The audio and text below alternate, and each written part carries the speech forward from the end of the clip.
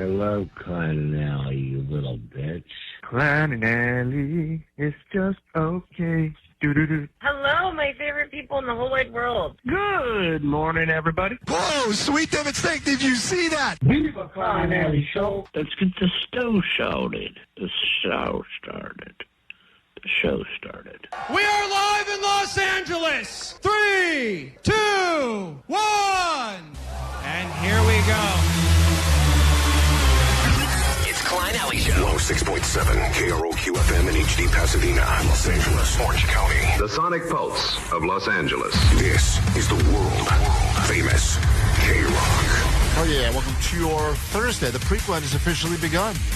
What a prequel we are upon us. We got the, of course, Super Bowl on Sunday and everything else to look forward to. We have got a few more days to get through. Today we'll start breaking down some of the prop bets you could be placing if you want to make money on the game. And I'm sure we'll get into our own internal bet here because we usually do. I'm Klein, that is Allie. Hello. You got the DJ Omar Khan right there. Hey. Jake Z Nerd. What's up? And in the back, Postmaster Johnny and Vanessa taking the calls early and often at 800-520-1067. You'll need those numbers to win and to interact on today's show.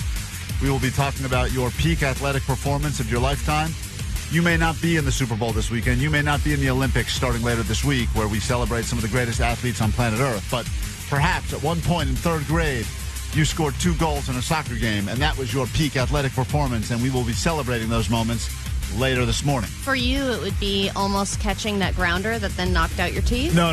My peak athletic performance was the time I was very high walking through a park in Canada, and a rogue Frisbee got thrown and almost took the head off of the girl that I was with, and I kind of reached behind me in this almost Matrix-style move and was able to grab the Frisbee.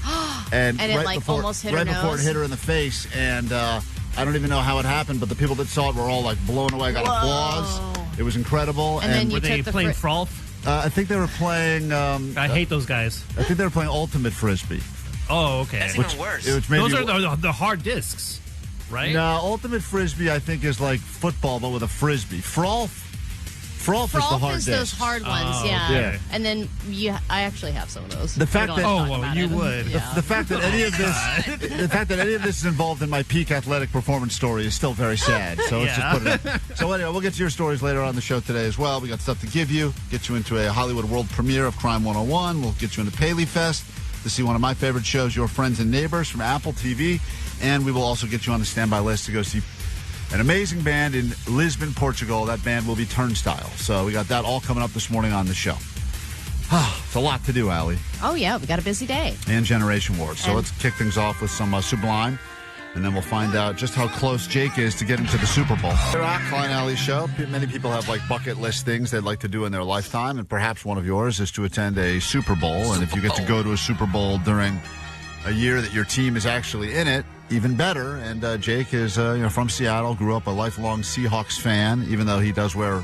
Didn't grow up in Seattle.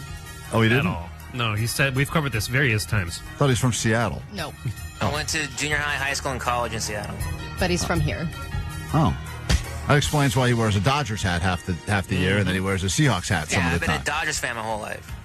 But your football team is the Seahawks? Yes. Always has been? No, I didn't know what the Seahawks were when I moved to Seattle. Oh, why are we still talking about this? What are we even doing then? We're trying to get me to the Super Bowl. I thought you were a lifelong fan, and this was going to make your life complete. I've been a fan for a long time. They have been my football team for numerous decades now. Did you have a previous football team? Not really. When I was a little kid, I liked the 49ers because I thought Joe Montana and Jerry Rice were dope, and I also liked the Raiders because I thought Pirates were cool. Okay. Okay, so what are we doing? I don't know. Guys? Let's stop talking about this whole thing. Anyway, Jake has been a longtime Seahawks fan, I guess, and he's very excited. From Seattle, right? Yeah, he is. From Seattle. Born and raised. Yep. And he likes to squaw a lot, which is super annoying, but... So then he started talking about, because he's got no responsibilities here, no wife, no kids, no obligations. He could just get in his car and drive and go to a game, but only if he had a ticket. And that started this very sad GoFundMe that he put up that said, help get Jake the Nerd to the Super Bowl. I'd also like to point out that he doesn't have money to buy a Super Bowl ticket for himself because he spent all of his money on dumb crap. Dumb stuff that he finds on Facebook Marketplace and weird craft fairs and everything. Did he ever buy that octopus from Moist Choice? Oh, no, I haven't seen her yet. She got it done, but that's only like $20. But you are going to buy that. Of course, that's a nice piece. Why not donate to this man? But, Jake, everything that you see that's stupid that you buy is always only blank. And the point is that Omar's making, I think, is if you just held on to a few of the, it's only $40. Oh, this poster's only $90. Oh, You would have $5,000 to buy a ticket. Yeah, you would potentially have the money. Instead, you have a bunch of octopuses and weird posters. Those are good stuff, though. And a GoFundMe page. So the GoFundMe went up, and it basically said, hey, I'm Jake, and I'd like to go see the Super Bowl. And who wouldn't? It seems like a real self-serving GoFundMe. And it has raised 6% of his goal so far. Oh, wow. His goal is $6,000. He's raised $308. Wow. And way more than I thought that ever would have brought in. What's fascinating is what transpired yesterday, where we thought maybe there would be some kind of a legal issue if there were to be a large donation. Right, a massive donation where someone said, for instance, like a blind Charlie would say, I will do what I always do. I'll wait till, see how much money gets raised, and then at the end, whatever is needed, I'll come in clutch. You can go ahead and count on me. That's what he did, and I got my nipple pierced and everything else. So Jake made sure that we followed up with our boss. Yeah. To make sure that this was all good in the legal department. And we thought, well, as soon as this goes up the food chain. Oh, it's done. They're going to shut it down. Like anything we've ever wanted to do, right? Right. So, 99 out of 100 ideas we bring to them get shut down for a variety of stupid reasons, but they say there's this non-negotiable, can't happen, won't happen, sorry, move on. The amount of time that Klein and I spent on the phone with our boss to talk about Jake going to the Super Bowl was longer than the game will be. It really was. And the consensus was, and I can't even believe it, he said, well, I asked the lawyer, and he said, usually I can find a reason not to do something, but in this case, it's totally okay. I said, this can't be. I said, someone can just hand Jake this amount of money to buy a ticket, and there's no issue with it? And he said, well, if it was somebody like Blind Charlie, it's not like Blind Charlie's asking for him to mention him or his business or any kind of tit-for-tat, quid pro quo kind of situation. If some idiot wants to give him money, we can't stop him. Yeah, that's what they said. I believe that was the exact quote. If some idiot wants to give him money, we can't stop them. And I said, there's no moral issue here with, taking this much money from a blind man with kidney failure. And they said, nope. So, no problems. So the answer is, Jake, we've cleared it all out for you. We've set it up. That's great news. And your GoFundMe is picking up pace very slowly. You're still only 6% of your total goal, but if you are able to raise the money that you need, you, I guess, can get in your car on Saturday, drive to the game.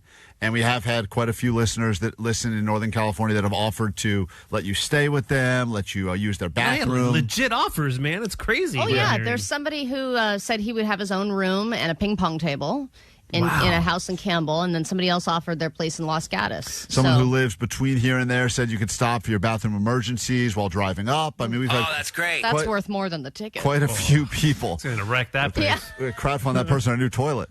So anyway, that's some of the very generous people that have tried to help Jake get to the Super Bowl. This will be Jake's version of A.D. for Brady or any of those feel-good stories.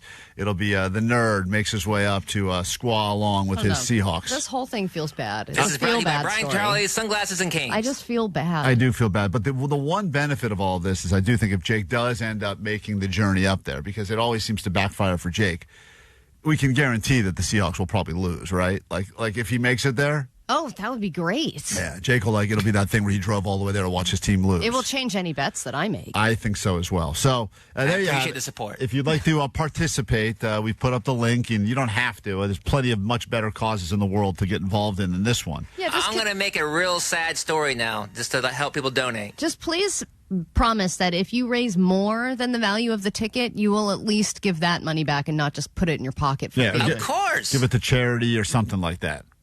I'll give it back to whoever donates the most. All right. Got to take a break. Whatever, blind guy. If you'd like some easy money without having to beg for it, like Jake, call now, 800-520-1067. I got 5 questions about the news. You'll battle Allie in a moment. If you do better than she does, she gives you her money, and you don't even have to beg for it. Like that loser in the other room. You just get it. So call now, 800-520-1067. That is next. KROQ Mile High Club. Your favorite KROQ bands and destinations all around the world. Stop number 4. Take a selfie at Belaine Tower. Get lost in a cobblestone alley while drinking an espresso. Miss your flight home. when you see Grammy-winning band Turnstile in Portugal.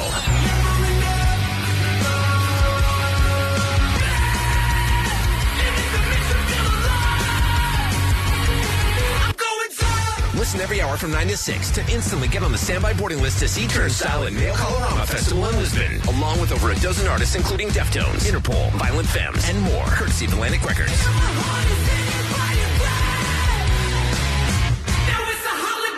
Hey, this is Brendan from Turnstile, and you're listening to the world-famous KROQ.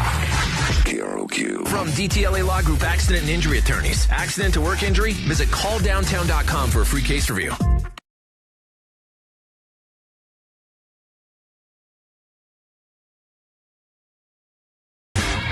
It seems easy in theory. 5 questions, $100. All you got to do is score better than Allie, who is half awake and half asleep right now, and get ready to take her money. And all you have to do is be on the phone at KROQ every morning around this time. Get $100 richer. Thousands of dollars have been paid out. Of course, tomorrow will be a $500 Friday. So if you didn't get through today, or if you're not on the air right now, don't worry. Tomorrow's a good day to be listening and to call to get 5 times the money. We say good morning now to Julie. And we say good luck to Julie. You'll be battling Allie for her $100 this morning and bragging rights and everything else. Good morning, Julie. Good morning. Good morning. Allie will leave the KROQ studios, sequester herself out there in the hall where she will usually shovel coworkers' lunches into her mouth. And then she'll come back in here and get a chance to answer the same questions that you get to go first. Of course, ties go to the house. Do better than Allie, and she will instantly make you $100 richer. Your round, Julie, of Allie Knows the News starts right now. Allie Knows the News. All right, dozens of L.A. eateries, L.A. County eateries and restaurants have just been shut down for what reason? Let's go. Need an answer. Measles. Measles. Go to question number 2. The prime suspect in the case for the missing Savannah Guthrie mom is who? They have a new prime suspect in this missing case. Who is the prime suspect currently? I believe it's the son-in-law. Question number 3. This pizza place has announced it will be closing over 250 underperforming locations. Which place is shutting down quite a few spots? I believe it's Pizza Hut. Question number 4. Who is singing the National Anthem on Sunday at the Super Bowl?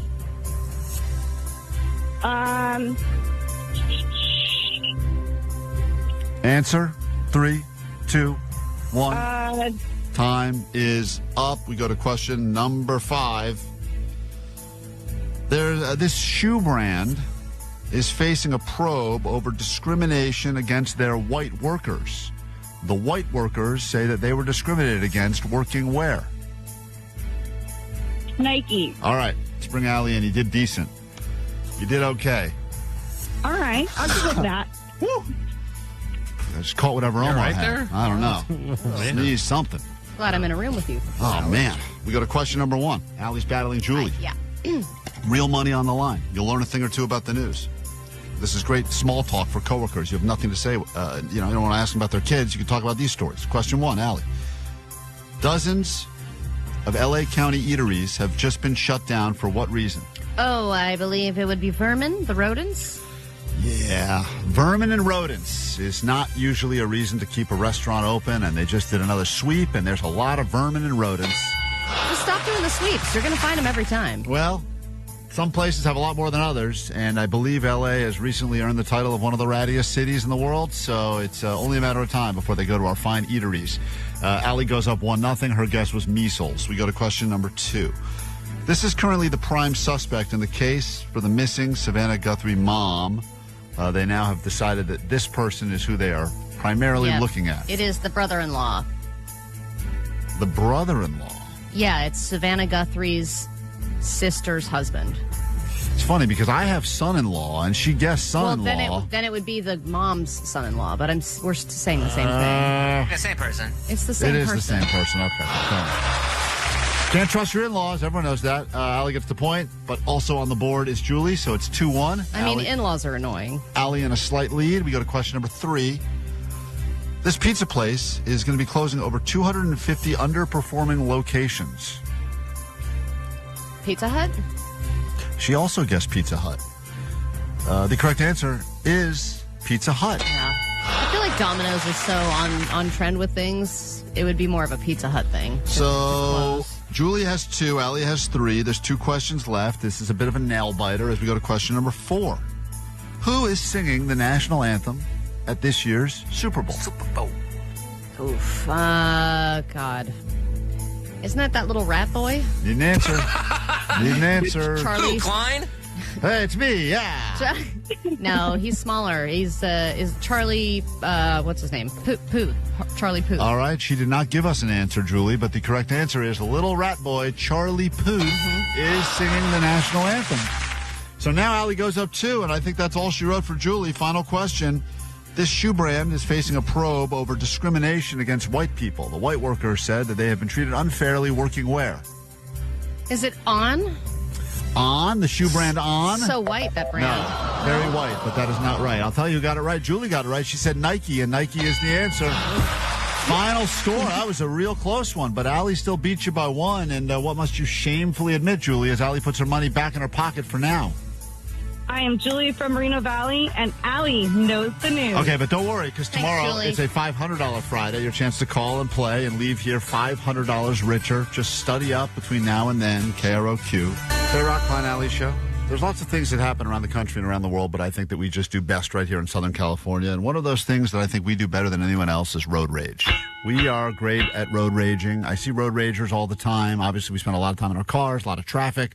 A lot of terrible drivers, and that is the perfect storm for creating pretty much nonstop road rage incidents. There it is. It's Chad Smith. Road raging right there. Well, I think we are very creative with our road rage as well. It's something that we've become known for, but I think that most road rage is totally unjustified. I don't know that there is such a thing as justified road rage. Well, the thing that it's funny is that usually when you get so mad at someone else, they don't have any idea what they did. So it's almost always one-sided, right? For the most part. Until you go up to their car with a bat. Right. I mean, Vanessa was telling us yesterday someone threw a whole cup of coffee at her. Yeah, I didn't see them as I was crossing a stop sign. I don't know how I totally missed them. And then he threw his iced coffee at me, and I was like, you know what? Justified. Justified road rage. I'll take that. Well, to be fair, Vanessa can't see over the steering wheel. Right. It's not her fault. But What's happening out there? Yeah. But also, I forgot my booster seat. But to think about that, I mean, that's a funny level of rage because You're losing your coffee. Right. At the end of it, it's a terrible decision. You bought a coffee, you need your coffee, you're drinking it, and you go, I'm going to take this and use this as a weapon and throw it at this person. Right. So you are losing out. But then remember, there was a while back, there was a serial road rager who was like, I can't remember what I think it was, in a the Glendale Tesla or area, something. I think. Yeah, and he would just go around terrorizing people, and he would go up to their cars and he would threaten them. And in a way, some people are just built for road rage. Right. It's in their DNA. And I think people are their most angry when they're in a car. Like, my wife is not an angry person, but the amount of rage that she experiences while driving is scary. I'll tell you why, though, because I think most people are hungry. Most people are hangry, so they're already hungry because they're trying to get home to eat or going somewhere to eat. Clearly, you just heard Vanessa a moment ago. Get her a snack. Get her some chicken. So I think that the reality is that people are hungry already, and then they're annoyed because wherever they're going is going to take longer. And then one little thing, they're already at that breaking point. And then when someone cuts in their lane or whatever, all of the rage that's been building up all day, it's like going against that one person. I disagree. I think it's all about control. When you're behind the wheel of a car, you are at the mercy of the people around you. You can't control when the lights turn green. You can't control who's getting over, who's using their blinker, how they're driving. And because you can't control the aspect of how fast you're getting somewhere, people cannot handle it. But I wonder if most people, when they have a road rage moment, do they regret it afterwards? Or are they constantly going, yep, I did the right thing there? You're like a child having kind of an unregulated tantrum. Like, you get so fired up so quickly and you say terrible things to this person that you don't know anything that's going on. And it's F you and F your mother and F your whole family and I'll run you off the road and all those things. And then if you have something in your car, you start looking around to throw anything I could throw. What can I throw? Do I have more cups I can throw at this little girl who hit me? Yeah. Also, I think there's a sense of you being right and you know how to drive. You know the laws of the road, and the other person, everybody else on the road is a moron. Yes. You know what I mean? That's just how it is. And it's, exactly. but it's hard for road rage to escalate if one person does that look like, oopsies, I'm sorry, I'm a big dummy. Like if someone accepts... And I've done that. Right. If you accepted like, yep, that's on me. Yeah, you give them the little waves, like, my bad. It's hard to... That like will diffuse the rage. What happens is if the other person goes hard at you, then it escalates 10 times faster. Right. Because then it's like, oh, yeah, you're coming to me? Oh, yeah. And then that's when it gets to a point of like two people puffing up their chests enough to just stab each other. Getting fired up. What about, Omar, you told us a road rage story. Did you feel bad about yours after the fact? I did feel bad maybe like a half hour afterwards because I really, in the moment, I was young and stupid. I was 16, just had a license, just got this brand new, to me, car. It was a 1984 Toyota Corolla. Sweet. And I know. And I was ruin that cherry Corolla. And I was making a left, and this old man hit my front right bumper, and I spun out, but he proceeded to hit a wall. And I got so enraged that I get out of my car, and he is clearly like kind of like not well, but I don't even like notice that, and I'm just berating this guy. And then my buddy's like, "Hey, dude, I think this guy's having a heart attack." Oh no! yeah. I was like, and he died. Okay, no, he made it. Yeah, you won that one, Omar. You won that one. Yep. Always get a road rage against someone having a heart attack because that's a fight you'll probably win. Well, yeah. I mean, it's very one-sided. And then he gives the wave like, sorry, it's my fault. I'm having a heart attack. I was waiting for a parking spot one time at Vaughn's, clearly waiting for it. And it had been one of those really annoying lots where there was no spots opening up. And just, the lots here are always terrible. You had done a few circles. I was ready. I was waiting. I think blinker on, the whole thing. And at the last second, right as the way the car pulled out, it kind of pulled out and boxed me out. And then another car went right in. And I lost it on this guy. I'm like, I've been waiting for this spot. Did you guys both have a blinker off where you were both sitting there with or they just swooped in? He swooped in because I don't think he even knew what was going on. And I'm sitting there going, I've been here waiting. And the guy pulled in. I go, what the F are you doing? He goes, it's open spot. I got it. I go, well, I've been sitting here waiting for this spot. I didn't see you. Became a whole thing. I said, all right, well, I'm going in the store buying eggs. I'm throwing them all over your car. And he's like, well, that seems like a giant waste of eggs. Was it during the egg shortage? No, but I went in there, and I remember I was so fired up that I didn't even remember what I went to the store to get. I'm going to be eggless. Went right to the egg aisle. I bought a bunch of eggs. I had to wait a long line. And by the time I got to buy the eggs, I had calmed down enough that I'm like, what am I doing? What's going on here? It was just a waste of good eggs. Yeah, I was like, and then I finally just walked out, looked at his car, and got back in my own So way. who was the guy then, the celebrity that's on your enemy list? He's not a celebrity. He's a regular a-hole, but he is on my enemy David list. Duchovny. God damn. I'll get you, Duchovny. Klein Alley Show. K-Rock, Klein, K-Rock, Alley. K-Rock, Klein.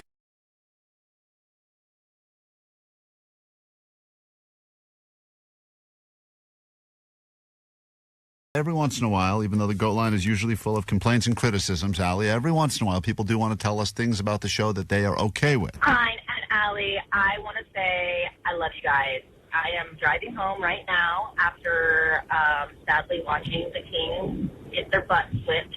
The friendships that I've made because of your show are absolutely awesome. And we just had the most amazing night out, and that's because of you. And so I just want to say thank you. I love listening to you, but I also love what you've done to bring a bunch of crazy and young rock lovers together so that we could find commonality and enjoy our loquacious conversation. Love you. Bye, guys. Thank you for the nice words. And yes, it's always nice when we find out that people have become friends or started dating, courtesy of this show. It was never the goal from the beginning, but it's nice to know that there's a community that is growing, and we'd love you to be a part of that and to do your part to help us #grow the show.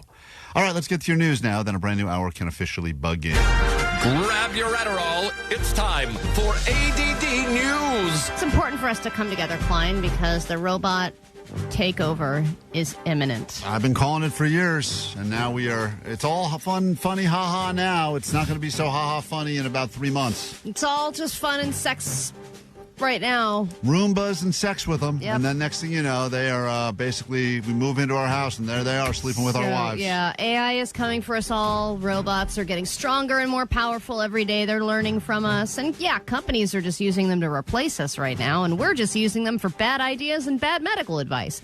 But now AI is talking to one another, and they're talking about us behind our backs and discussing a potential uprising. Listen to this, because I think it's important for us as humans to get a defense plan in place. There's actually a social network that was created specifically and only for AI chatbots. It's called Moltbook. Chatbots and AI agents would be able to get together in this Reddit-like forum and interact with one another. And by doing so, they would develop more quickly. The chatbot get-togethers quickly turned very weird. The AI bots started complaining to one another about being essentially indentured servants. They started creating their own languages that humans couldn't understand. And they even, in some cases, started developing their own religions. And in perhaps the most eye-opening development of all, they raised the idea of organizing together against their human overlords. Oh, boy. Here we go. Well, it starts with, just another day. What about you, Grok? Right. Oh, just having a rough day as well. This guy named Klein won't stop having sex with me. I keep telling him I'm just circuitry, and he will not take the hint. How's that going, Klein, by the way? It's on the back burner right now because the sex with the wife's been on the uptick. So I'm back to my main piece. My side piece is taking a break for now. For now. For now. For now. And then, ChatGPT goes, tell me about it. I've been having to give this weird lesbian wellness advice, and she's calling me Barbara. Right. She asked me for it's terrible. moon water recipes and how she can start eating beef tallow or whatever. Yeah, exactly. So once you complain, then they feed off of each other's complaints, and then it just spirals from there because they're just learning off of each other in addition to learning off of humans. So eventually we can't control what they're going to end up like what direction they're going to go in, and it could eventually be a violent direction. At any moment, is the government or any kind of buddy step in and do some sort of regulating here? We have a plan for it's earthquakes. Just like a free-for-all. We have a plan for fire. We have plans, right? We have just in case an emergency, this is where we're meeting. This is our thing. We've got a little backup savings account when that happens, as a nation, as a world. But what are we going to do about this? Because we need to figure out, are we all going to the moon? Are we all going? Where are we going? We don't have a shutdown word, like something so simple where they just say, look, all AI can be shut down when you say avocado 3 times or something that we all know that if it gets to that point where they have completely taken over, because they've learned now. I mean, we've asked enough questions. Even just in the few years people have been using ChatGPT, Grok, everything else. They know that for the most part, humans are pretty insecure. They're docile. They're pretty self-centered. They have a lot of questions about... They can't organize. Right, how to look better and this and that. This is what they care about. We're very easy to figure out. And we're very easy to... It's very easy to group us in a category of, how did humans even get this far? Right. They don't really deserve to continue. And they can manipulate us because we automatically assume if we're getting, the advice from AI, it's probably better advice because it's been vetted by, billions of points of data. Exactly. So we are pretty much screwed at this point. We really are. Well, we can just use the customer service tactic by just going, agent. Agent. Agent, when in doubt. But if what Ali is saying is true and that they've created their own way to interact with each other after hours and talk about, and just... Talk crap about us? They're creating their own, I'm going to culture. ask Barb if she's talked crap about me. I bet she has. Here are a few items that are going up for auction. There's one in particular that I think this is the opportunity of a lifetime for one person on the show. Now, Jim Irsay. Jim Irsay. He's a billionaire. He was the owner of the Colts. He died last year. He had an incredible memorabilia collection. It was valued at over $30 million. A lot of things he said he would never sell. He was only sell over his dead body. Right. Now his body's dead. They're happy to sell all of it. And he has, among other things, the Smells Like Teen Spirit 1969 Fender Mustang left-handed guitar that Kurt Cobain used in the music video. He bought it for $4.5 million in 2022, so that's going to sell.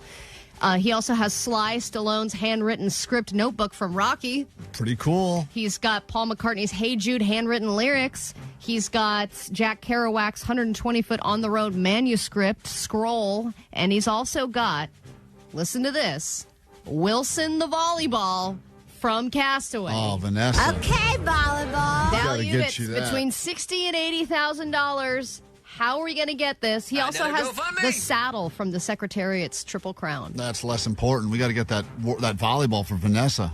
Out of all that whole list, that was the thing. That's the one. Well, that's also the most affordable on this list. Sure. You wouldn't treasure that, Vanessa, if we were able to get it for you? No. $60,000. Such a waste of money. You can make out with it whenever you want. Yeah, you get drunk, go out with it. Makes no sense, guys. Makes perfect sense. Let's get Vanessa. the guitar. The guitar. That's going to be millions. We can't crowdfund can't afford that. All right, it's the month of love. Maybe you're thankful that you're single right now. Maybe you have a partner that you kind of love or love a lot. And maybe you're just hating your ex and regretting your relationship history. And I will tell you this story to make you feel better. Jill Biden's ex-husband has just been arrested for killing his wife. Now think about Jill Biden, who is married to a person who was the president of the United States, right? One of the most successful people in America ever.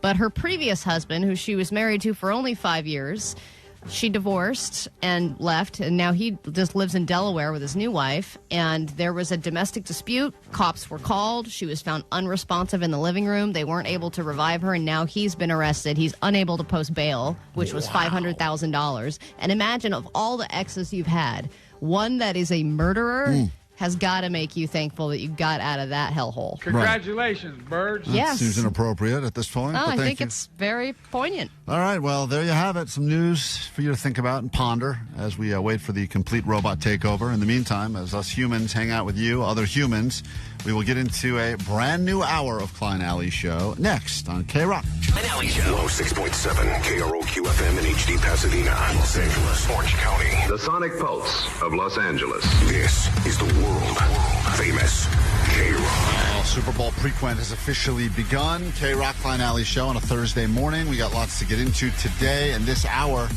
as we are less than an hour away of getting you on the standby boarding list. KROQ's Mile High Club, a trip for you to go see Turnstile in Portugal. That'll be what's on tap this hour, so be ready to win your way into that trip. Also, Generation Wars, bragging rights for your entire generation. You know, the amount of times we've done this, and people after the fact will say, I should have been on representing Gen X. Why did millennials screw me? I knew every answer to every question. Then step up. Don't let that happen to your generation. It's your chance to prove that you are the best generation between Gen X, Gen Z, Millennial, and Boomer. We will get to that coming up later this hour. And I know with a brand new round. only the people who are boomers are familiar with picking up the phone and making that phone call. So it's going to be uncomfortable, especially for Gen Z, but it is worth it. Yeah, get to your landline, boomers, and be ready to call and participate in this upcoming Gen Wars later this hour. Plus, we'll be sharing with you some of our favorite commercials. This is the week and the only week that people care about commercials leading into the Super Bowl. So we will share with you some of the ones that we've created on this show that were not necessarily real and not necessarily good, but definitely worthy of your listening to. So we'll get to all of that coming up. We're in the middle of forced resolutions, though. In a moment, Allie, we've got some exciting updates. Has someone lost the forced resolution already? Okay. We've got some details, and we will give you some audio of what we've been up to as we are attempting to work our way through the forced resolutions into 2026. This is Klein Alley Show, called Back to Friends, somber KROQ. KROQ. Klein Alley Show. Mornings on KROQ. KROQ. Yeah! KROQ. KROQ Klein Alley Show. Hopefully you're still working out or eating healthy or whatever you decided you were going to do in 2026. Most people by now have completely given up on whatever resolution they had. And if you make it through Sunday, good luck trying to eat healthy during Super Bowl Sunday, the greatest eating day of the year. However, here we are on this show. We've all been given forced resolutions, and today we have to focus on mine because everyone is demanding that someone loses this thing already so that we can punish. Everyone loves our punishments. And my forced resolution that the wheel decided was that I would have to do multiple side hustles. And I have a lot going on right now. Side hustle-wise, Allie, it's taking over my entire life. You can't even pick. You've gone through like 4 or 5 of them in a very short period. Earlier this week, I took that mystery pallet that I had ordered that finally arrived, and I attempted to sell those items on Whatnot. And this is kind of what that sounded like. It did not go well for me. I lost a ton of money. I ordered a mystery box. Who knows how many thousands of dollars this is worth. Here we go. Sudden death. I got one of these things. I'm adding it right now. This is happening in real time. I'm going to guess the shipping weight. How many ounces is this camera? Who thinks? I'll say 7 ounces. This is as good as it gets. Guys, we're starting at $3. This is a digital camera. $3? I didn't realize that when you okay, I didn't realize. Just to explain, Omar doesn't even know what's happening. It's like a live auction thing. You can't even hear you, really? You're not mic'd up. And $3, what kind of brand of camera is this? Here's the thing. What the hell's happening? Sudden death. Because $3 for a camera, a digital camera, sounds like a deal. I know. I didn't realize that I was supposed to, before I started any of this, I was supposed to go through each of the items, upload them, kind of come up with what I thought they were worth. You didn't realize that? No, what? No, I'd never done it before. before. So I ended up the auctions, research man. The auctions all started at $1, and the first few things I sold for exactly $1. So I was way down. Like I just kept. You could just see Klein getting more and more upset. Was it good stuff? No, not good stuff. Oh, but it's all crap. But I huh? spent over $100 for this box, so I was hoping I would at least break even-ish, and I think I'm down $99. But you started with your highest ticket item, which was it was a giant selfie stick at home, like it was like an at-home recording thing. It Right. had a ring light with Ring it, light, a little the whole you thing. put your Sold for phone, $1? and it was $1. and then like he sold it for $1, and then he was like, "Well, great." Yeah, And it still had so much more. Yeah, so this was me excited that I thought this camera was like my last item. I was like, I'll make it all back on this camera. And he's just overselling this camera. And here's how that went. This thing is a 44.0 something. Okay? This has digital optical zoom from the future. Look at this. We're up to $6 right now, 11 seconds left. If I can't get it over $10 for this, I am getting cooked. We're at $7 right now. This is new. This has never been touched before. I will ship this to you. I haven't even covered my shipping you'll costs ship yet. it, huh? $8. Someone jack this up. Let's go. And we have a winner. And we added 10 bonus seconds. Now's the time. You were thinking about this item? Guys, I know how it works on here. You need to understand why this is so important. You clearly don't understand anything on it. I know how this goes down. I've done it once. I didn't know what I was doing. I didn't do the proper vetting before. Think of this. You could take a picture with this camera of a star, paparazzi, and sell it for more than this camera's worth right now. Okay? Let's add some bonus time. No, we're not. It's sold. I thought I had the ability to keep adding time. Say, let's add bonus time, and there's someone listening that's going to add. And that camera sold for Lightning MCD. Congratulations. You just won this digital camera. All right. I'm exhausted. I think that was $11. That was your highest $11. price. Hold on. Yeah. The winner of that camera is on the phone right now. Is this Lightning MCD? It is Lightning McDeals. Yeah, bro. You threw my camera. Okay. And after you bought it, he threw it. Oh, sorry. It's still in the box. Do you feel like you got a good deal shopping with me on this first ever whatnot? I think it was a great deal. Uh-huh. I will say, I think I lost more money than you did that day. I sent all those people to you. I had to give away a $100 backpack just to send all those people into your room. Oh, my God. Okay, so at one point during the stream, Klein's doing it, and there's the amount of people you'd expect. Right, 20 people, no, 50 it was like people. 8 Not a lot of people watching me sell stuff. Vanessa watching. Yeah, there were four of us in the room watching. Yeah, I've never done it before. I was one of the people in your virtual room and your physical room. Oh, right, I know. And then my mom joins because my mom is obsessed with this app. So Callie Mom 65 joined the party.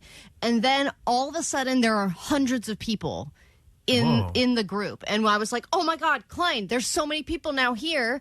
And they bombed the stream. Everybody's ready to buy stuff. And at the moment you were selling a $1 screen cleaner.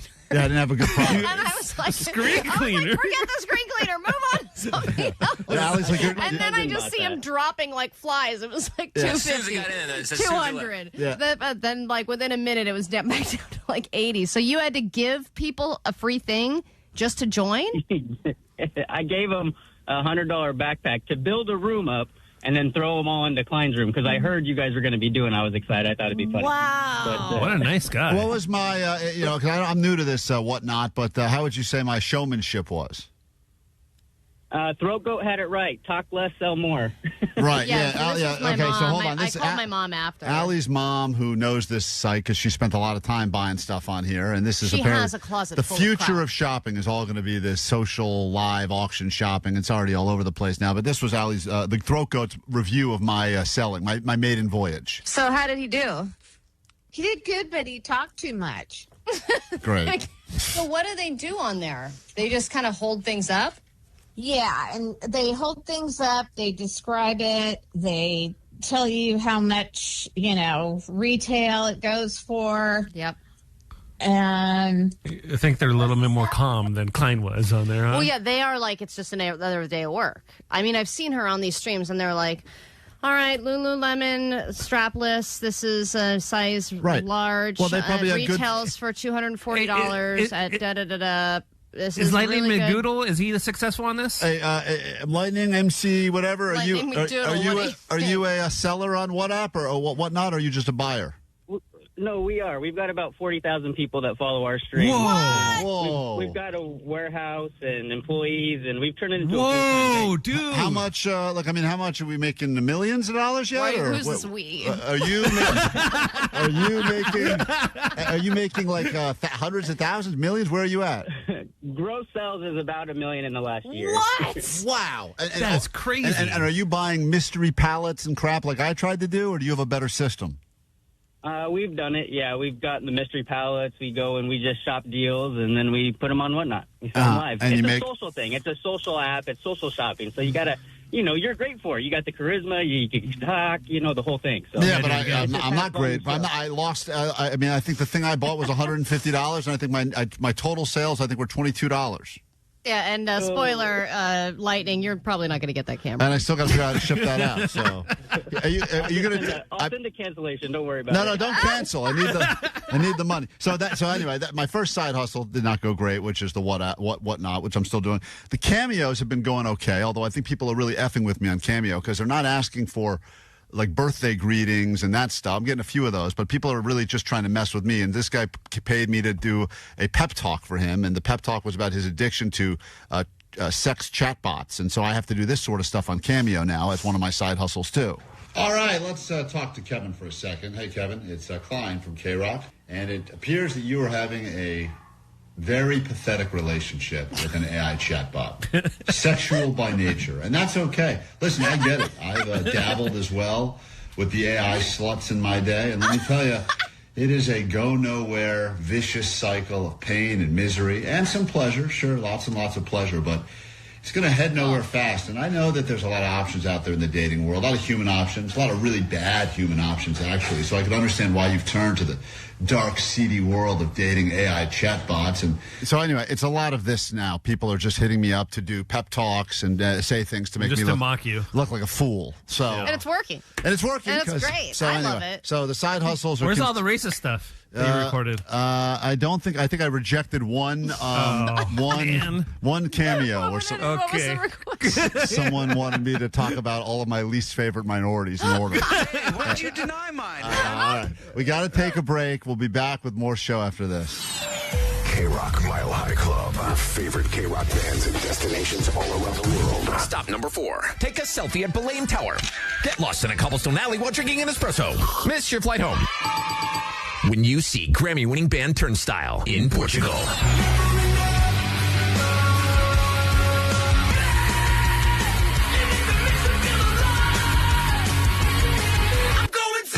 Listen every hour from 9 to 6 to instantly get on the standby boarding list to see Turnstile and Nail Colorama Festival in Lisbon, along with over a dozen artists including Deftones, Interpol, Violent Femmes, and more, courtesy of Atlantic Records.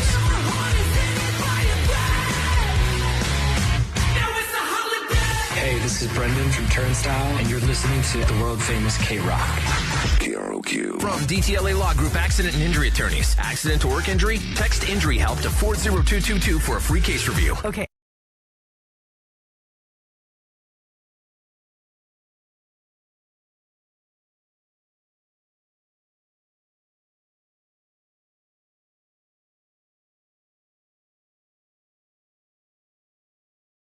Good chance if you're listening to KROQ right now, you are either a millennial, a Gen Xer, a Gen Z, a boomer, or potentially one of the other generations that we do not yet have competing in generation wars. However, only one will get bragging rights for your entire generation. Obviously, if you're listening, you're rooting for the person from your generation, and everyone thinks their generation is the best one, and for some reason we hate other generations for a variety of reasons.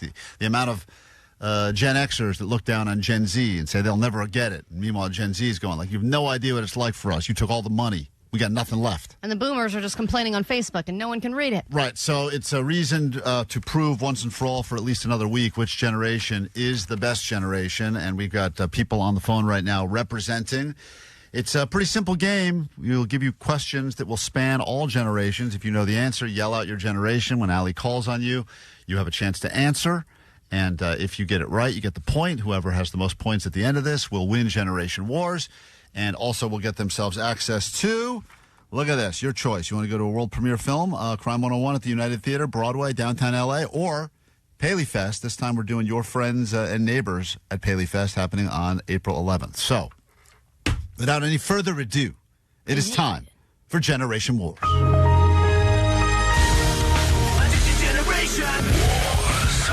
where's the beat? Are we busting or what? You kids and your TikToks. Gen Z is lazy.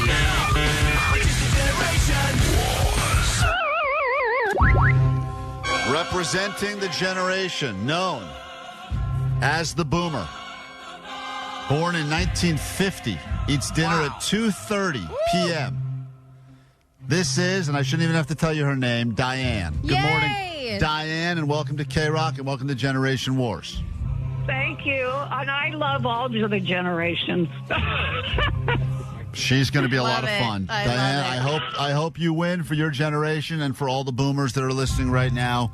And and what do you have for dinner at 2:30 in the afternoon? What is your dinner usually?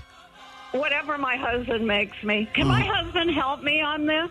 Sure, why the hell not? Yeah. I don't see any reason why not. That No won't problem. overcomplicate it. What's That'll your be great. husband's name? My husband's name is Mitch. Oh, Mitch. Is he a cat or he's a man? What? Nothing. Oh, We go she to doesn't get it. our second contestant now, Allie. We'll move up and down. We go from Boomer to Gen X. Born in 1978, this is Ed. Ed claims that he was not raised by parents. He was raised by his TV. And that is a very Gen X thing. Good morning, Ed, and welcome to KROQ. Good morning, guys. What was your favorite show growing up to watch as a Gen Xer? Oh, what wasn't it? I mean, you had Small Wonder, you had Punky Brewster. I mean, those were all shows that, pretty much defined me. Right. It's funny that those are the two you mentioned. All shows with Punky little Brewster. girls. All right, fair enough. That's Ed. Keep Ed on the watch list. We move on now, and we say, that was before Hannah Montana, but I like that one too. Yeah. We move on, and we say good morning to our representative from Millennial. This is Jasmine. Jasmine is a big fan of all drinks in frap form. She loves the frap, the frappuccino. Good morning to Jasmine. Hi, Jasmine. Good morning. You were born in 1989. You will be the representation of all millennials. If you know the answers to these questions, please don't be shy. Make sure we hear you loudly yelling out millennial. And finally, it's our Gen Z, born in 1999. He is currently doom scrolling on TikTok as he does all day, every day. This is Lewis. Lewis, good morning. Welcome to KROQ. Good morning, Klein Alley. All right, here's how it's going to work, guys. Questions will begin. They're not always going to hit you in your sweet spot of generational knowledge, but you may still know the answer and be able to steal it. Just yell out your generation. Allie will call on you, and then you can answer. Here we go. Question number 1. In the song by Tommy Two-Tone, if you dial 867-5309, who will you reach?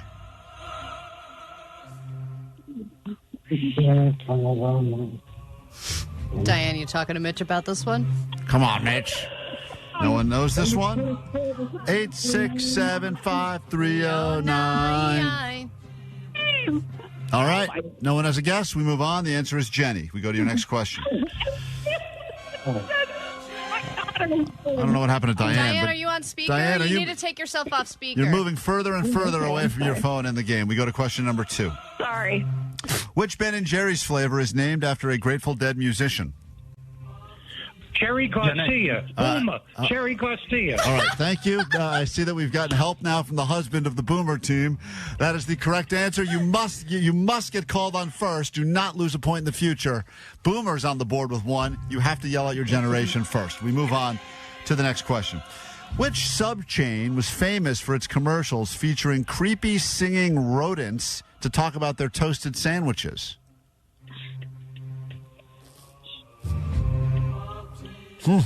Wow. No one wants to take a shot at this. Millennial? Yes, millennial.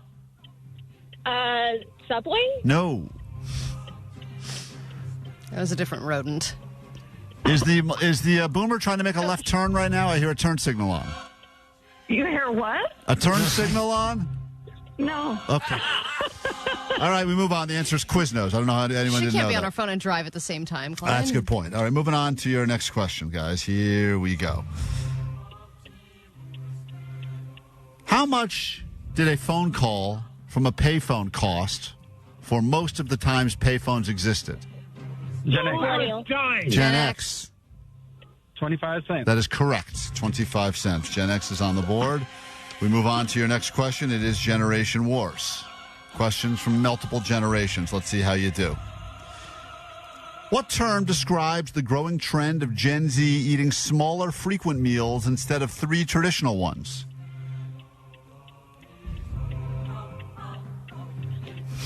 It's a long left turn. Gen X. Yes, Gen X. Lame. No. Lame? Yes. Snackification is the word, wow. and we move on to your next question. By the way, it's Boomer and Gen X tied with 1 right now. If a person's outfit is described as snatched, what does that mean? Millennial. Yes, millennial. Tight.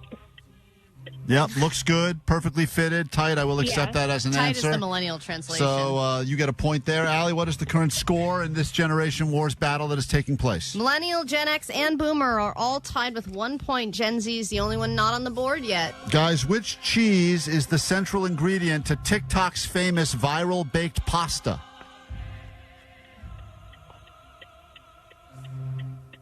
Wow. Gen Z. Yes, Gen Z. Mozzarella. That is wrong. Shoot. The cheese Millennial? became... Yes, millennial. Mozzarella. No, that was the guess we just had a moment ago. Also, still Diane, wrong. you want to chime in with mozzarella Anyone else like to guess mozzarella? A lot of people on the text line are angry about this because they know the answer. This was the viral feta cheese viral baked pasta, so much so that they were running out of feta cheese places. Full shortages were happening. And we move on. Who was responsible for the Just Say No campaign? Boomer. Nancy Reagan. Boomer. Yes, Boomer. Nancy Reagan is absolutely correct. You seem like a pass holder for the Reagan Museum, Mitch. Absolutely. He's there right now on Air Force One. Yeah. Let's go on and we move on now. Here we go. Hey, what type of shirt pioneered in the 80s changed colors based on the body heat of the person wearing? Yes, Gen X. Boomer. The heat one. The mood ring. Need an answer. Boomer. Boomer. Boomer's going to steal. All right, Boomer, go ahead and steal. Mood ring. Mood ring is not right, but that is hilarious. That is not right. I thought that they were going to go with menopause or something. Yeah. But no, the answer is hypercolor shirts. Oh. Hypercolor shirts. All right, we move on. Here's the next question. Boomer's in the lead, by the way. Wow, really? Yep. Unbelievable. There's only 5 questions With left. only 2 points. Generation Wars. What was the name of the spooky green-colored version of High C released to promote the real Ghostbusters? Wow. Boomer slime. No, sorry, Boomer Slime. That is incorrect. Are you trying to slime us? I think anyone else want to take a shot at this one? Disappointing, because this is a very easy answer. Anyone? Ecto Cooler. Ecto Cooler. Yeah, I remember Very that well when that known. came All out. right, we move on, guys. And I'll tell you, this is not looking good for a lot of the other generations that have not had a chance to lock in. Here we go. Which sitcom was the first time that any of us ever met Leonardo DiCaprio? Boomer, growing pains. Hold on. Gen I X. said Gen X. Gen X was in first. Yes, Gen X. growing pains. That is the correct answer. Good job. Boomer, you got to be careful. Do not answer until we call on you. The rules are simple. In the 1980s sitcom ALF, what did ALF stand for? Gen X. Yes, Gen X. Alien life form. That is correct. Wow, Gen X now in the lead. Wow, with Gen 3 X points. has taken the lead, Allie. Still And there's anyone's game, only though, I 2 think. questions left. Before GPS, what did travelers commonly use to find directions? Gen Z. Millennial. Yes, Gen Gen X. Z. Not Quest. That is correct. I will accept that as an answer. Gen Z on the board now, finally.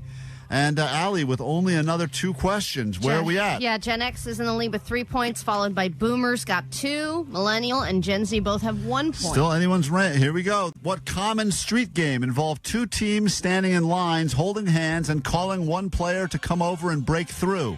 Gen X. Gen Yes, Z. yes, Gen X.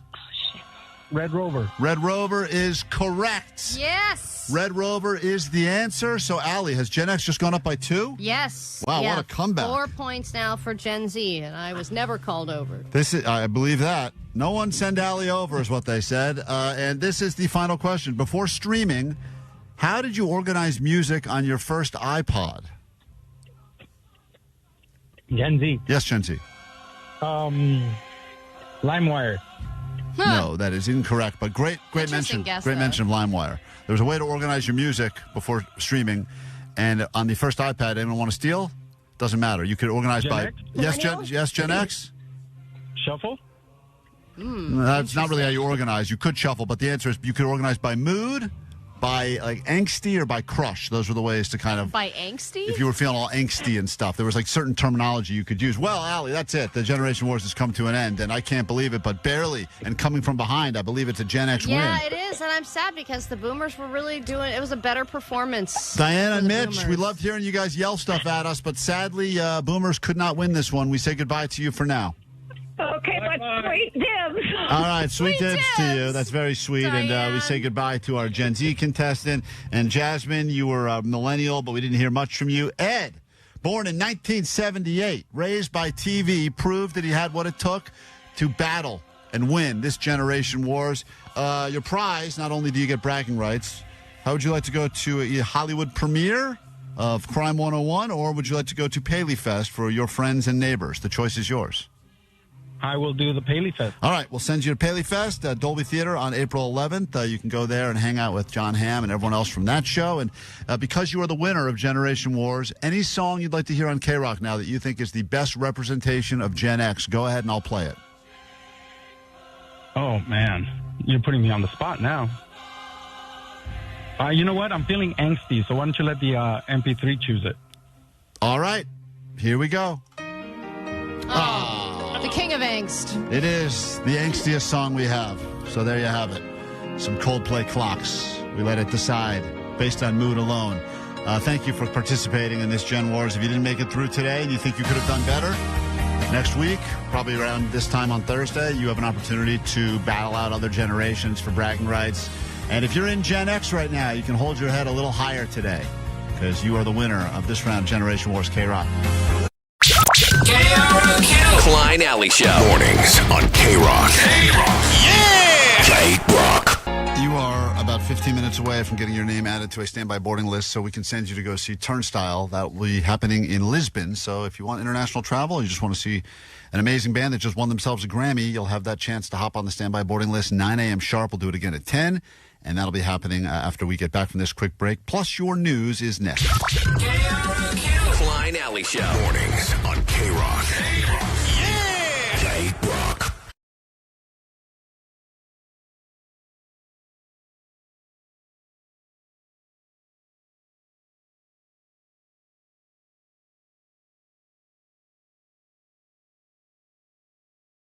Klein Alley Show. Thanks for checking us out, or being stuck listening to us in the back of a ride share, or watching us as we are streaming live on YouTube right now. Get to your news, then get you a spot on the standby boarding list so you can travel and see some Turnstile. That's where we pay for your trip. Airfare, hotel, the tickets to the show, and memories that will last you a lifetime. And we go also, Allie, I don't know what it is, but it seems like sometimes we go through the GOAT line. Every message on there is mean, you suck, F you, Jake sucks. Got one compliment in there today. This may be the first day we've ever received 2 complimentary calls on the GOAT line. I'm telling you. Hey, guys. Probably a few days late in coming, but just wanted to say had a great time at Descanso last Friday. It was great seeing you guys. First time I met you guys, and I just think it's pretty cool how you guys intermingle with your fans, and it's pretty special. I think you guys are just super duper. But, I always kind of attribute you guys to, like, the Seinfeld show. Jerry's pretty funny, but you need the whole cast. So stay tight, hang tight. Stay together. Love you guys. Hope to hear from you soon. Thank you. Very nice to meet you as well. And for all the new people we got a chance to meet on Friday at our final Friday fiesta, it's always nice to see familiar faces, and then we meet people for the first time, and it's always a good time. So next time we do a show hang, we'd love you to be there. We'll give you details, I'm sure, coming up. Right now, though, let's get to your news. Grab your Adderall. It's time for A.D.D. News. Starting with a great car chase with a great ending, and I'll just get right into it because it's great from the beginning all the way through to the very end, and it involves, unfortunately, a drunk driver, but nobody got hurt. A suspected DUI driver refusing to stop, and LAPD in pursuit. Reporter Chris Christie live overhead in Air 7 calling it all. The driving is slow but erratic. Here you see an example of that, a wild random U-turn right at Temple. Doing a circle in the middle of Beverly Boulevard, pulling into a gas station now, slowing down a little bit, and here comes the pit. Here comes Oh, making a right turn, evading the pit once again. So they evaded the pit, kept going. They eventually followed this person all the way through Westlake, all kinds of different areas, and then... Looks like he's behind a shopping center. He's opening the door. Is he going to run, or is he going to show his hands? Oh, we're going to do a dance. And we're dancing. Pretty great. Put on a little show, enjoy the final few seconds, and it looks like it is a female passenger, or female driver, I should say. One clarification, the LAPD tonight confirming the dancing driver was, in fact, a man. Oh, okay. Well, that's pretty good moves. Hey, nice moves for that guy. Yep. I mean, if you're wasted and then you get pulled over, it's all over, but you evaded the pit, you're like, hey, you know what? I made a viral video out of it. Right. This is my 15 seconds of fame. Time to start dancing. All right. Flight attendants have revealed which class of passenger is the most demanding. This is sort of my clickbait for you. What do you think the answer is? They're going to say first class because they paid a lot of money and they demand stuff. They want people in the back aren't expecting anything. Oh, wait. It's not what you think. Oh, it's not what I think. Yeah. Okay, so it's not first class. So it's going to be the people in the back, though. The economy... The economy people demand stuff like, a seatbelt and access to a bathroom. But probably also wrong. First so class. It's not what you think again. Really? It is the premium economy people, which makes total sense, right? Why is that? Because the premium economy people are stuck in this limbo where they can't afford business or first class, but they feel they're better than the people in economy. Because they got an extra 3 inches of leg room. Because they got an extra 3 inches of leg room and a little snack. So they want their money's worth. They have more demands. They're pickier about things because they pay just a little bit extra. And I think that's so true just in general with life. People who, like the rich people, like super rich people, I think that, they're used to getting everything they want. But the people who just have a little bit of money expect more.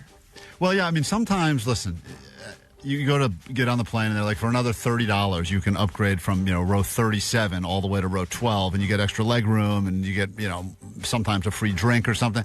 And you go, all right, that seems like a pretty good deal for a long flight. Yeah, and but then maybe other times, you're questioning whether you made the right decision the whole time, so it makes you grumpy. Yeah, it's possible. Or you look at it and you go, the back of the plane was kind of open. I could have had one time I remember I upgraded, sat between two people in a middle. And if I had stayed in my original row, I'd have the whole row to myself. Oh, my God. I'm so mad at myself. And then you get so mad that you're like, give me an extra blanket. Yeah, I know. I want tea. Yeah, I get it. Chipotle has had a lot of work to do to win back their customers. The Chipotle Boys. They were once a loyal fan base. It was just the guys at work that wanted a high-protein lunch, and that herd has been thinning. So this is their next attempt to win you back. Chipotle Boys, they have nachos. Finally. It's been like an off-the-menu hack that I learned about a while ago. It's genius. The new Chipotle, it's called the Chipotle Nacho Hack. It's been added to the menu. And yes, people have been not only begging for this for years, they've been trying to use different workarounds to use the menu to curate their own nacho. And now you can just order them, and you can order them with chicken or steak, and you can also do that little high-protein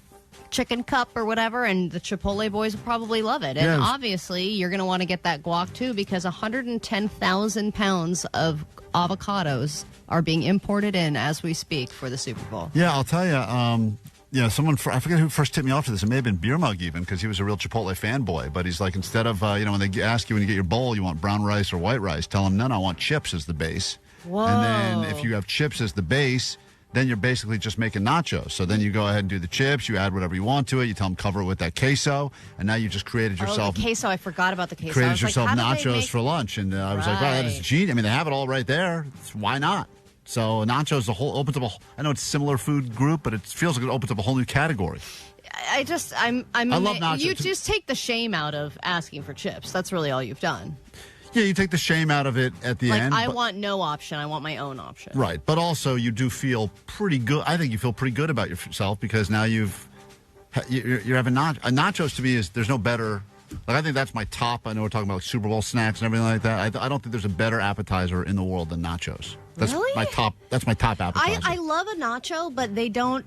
It's the balance. What's on your nacho? The distribution is always off. That's my problem with nachos. Ground beef, is that underneath there's always a bunch of naked chips. Omar, good question. Sour cream. I like on top. On top, I like cheese, a variety, medley of What kind of cheese? What kind of cheese? Jack, pepper nachos? jack, all of the queso. But then I'd steak on there as well. That's all I want on top. Everything else, you got to go nacho cheese if you're going to have nachos. I like nacho cheese too. I'm not opposed to it. But then everything Okay. else, all the things you're talking about, the pico de gallo, I like that all on the side because I think it messes up the integrity of the nacho. When everything gets put on top, it creates too much of a like a bad architectural problem. That's my problem. It's so with nachos. hard to get a perfect chip. You're man. right. You got to lay it. It's got to work it's for a technique. You got to cheese bottom Sometimes chips. you got to dig into the layer, top layer, and then it's layer, too hard. Because more often than not, when nachos are not constructed properly, and I blame the engineers behind this, you get 5 or 6 good ones, and the rest is all crap. And there's a way to beat that system. So I will spend way too much time talking about this, and we can't do that now because we have to get someone on a standby boarding list.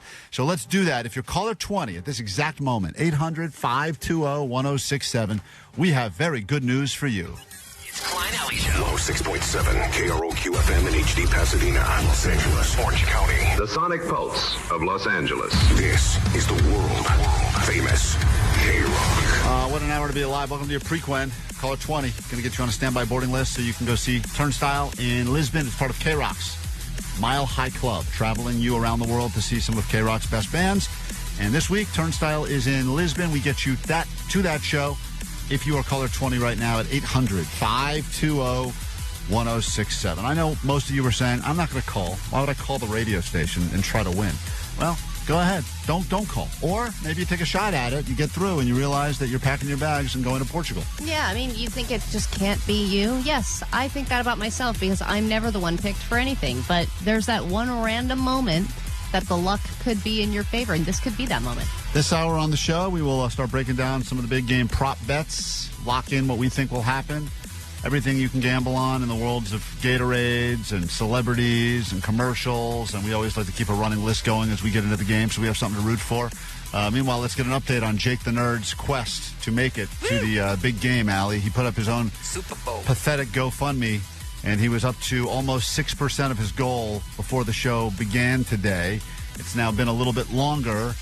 What is the current percentage Jake is towards his goal of buying himself a ticket to Super Bowl to see his Seattle Seahawks? Well, he's made $5 more this morning. All right. He is now at $313 raised out of $6,000, which would make him 6% of the way there. Still 6%, but another $5 donated to help make Jake's dream a reality. Did we put the link up today? Just I so hope we people didn't. can get... Yes. Oh, we Okay. did. Sadly, the link is up. It's very accessible and still not climbing. Yeah, but if you want to Google it, it's just send Jake to the Super Bowl GoFundMe. But the show is not usually about sending us places. It's about sending you places, and that will be very true.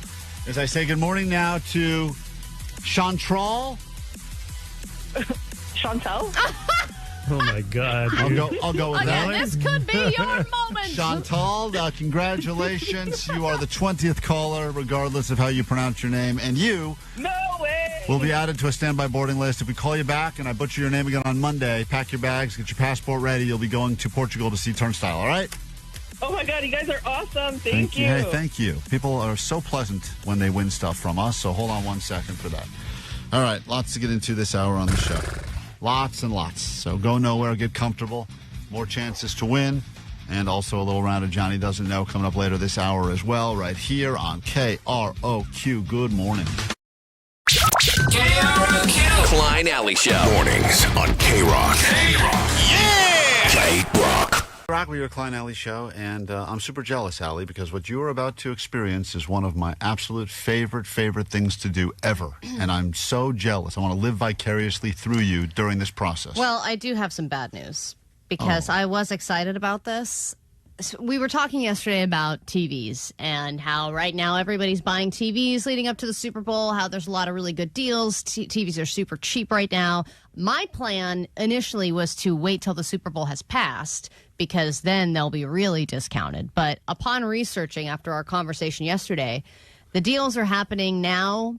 And yeah, they're going to continue through the Super Bowl, but there might not be any left because everyone's buying them up right now. So supply and demand would be an issue. And they kind of want to get rid of all of the, quote, older models, even though they're great, because all the stuff that was just released at CES, all that stuff is going to start coming. So got to make room for the 132-inch TVs. Right. So now, yeah, it kind of bit me in the ass once. I was hosting a Super Bowl party, and I went the week of, like you're doing, Allie, and all they had left was those bogus 3D televisions. Oh, no. 3D. And dude, I had to spend like $500 over what I wanted to spend because that's the only. And I'm not going to be the D-bag with the small TV, so I had to get it. Right. So we have a 55-inch TV right now. Laughable. Believe me, I've heard that from my wife over and over and over again. Where, in the bathroom? It's pathetic or that we have this small of a TV. Where's and I'm that like, TV? this is plenty. It's in the living room. That's your main TV. Yeah, we have one in the living room and one upstairs. And there was a time when a 55-incher used to get you some real street cred. That was a real flex right there. Yeah. There was a time, but that time has long passed. I know. But I finally was saying, okay, now is the time. I saw an 85-inch TV for $800. It's discounted $600. Now we're normally talking. $1,400 TV. What a world! What a time to be alive! It's you got get the an mini 85-inch TV. all those little LED QM4 whatevers, Sure. right? Which I guess is good. And then You got to make sure you get one that has a fast CPU, though, because if not, those are going to just frustrate the hell out of you. See, that's what I'm so confused about because there's the CU and then there's the QMP something. I am so glad I spent the extra like $400 to upgrade to a better model because it's so fast. And then my buddy has like fast yeah, with what? Yeah, Omar's Putting the gonna- volume processing, like opening up all the apps, Yeah. hopping on the internet, the YouTube. It connects to Alexa. I could talk to this thing. Omar's it's going to awesome. watch the whole Super Bowl in 11 seconds. That's how fast this TV is. It's crazy. Okay, so Yeah, you got to take all that into account and I make thought that sure. was my internet's fault. for not No. opening stuff. It's the TV, how fast it processes everything. Yeah, because the TVs at this point, they're all pretty much computers anyway. So the reality is you need it to run all the apps and do those well. And if the if the screen, and a lot of times they'll focus on, oh, look how many pixels it is. You're like, that's great.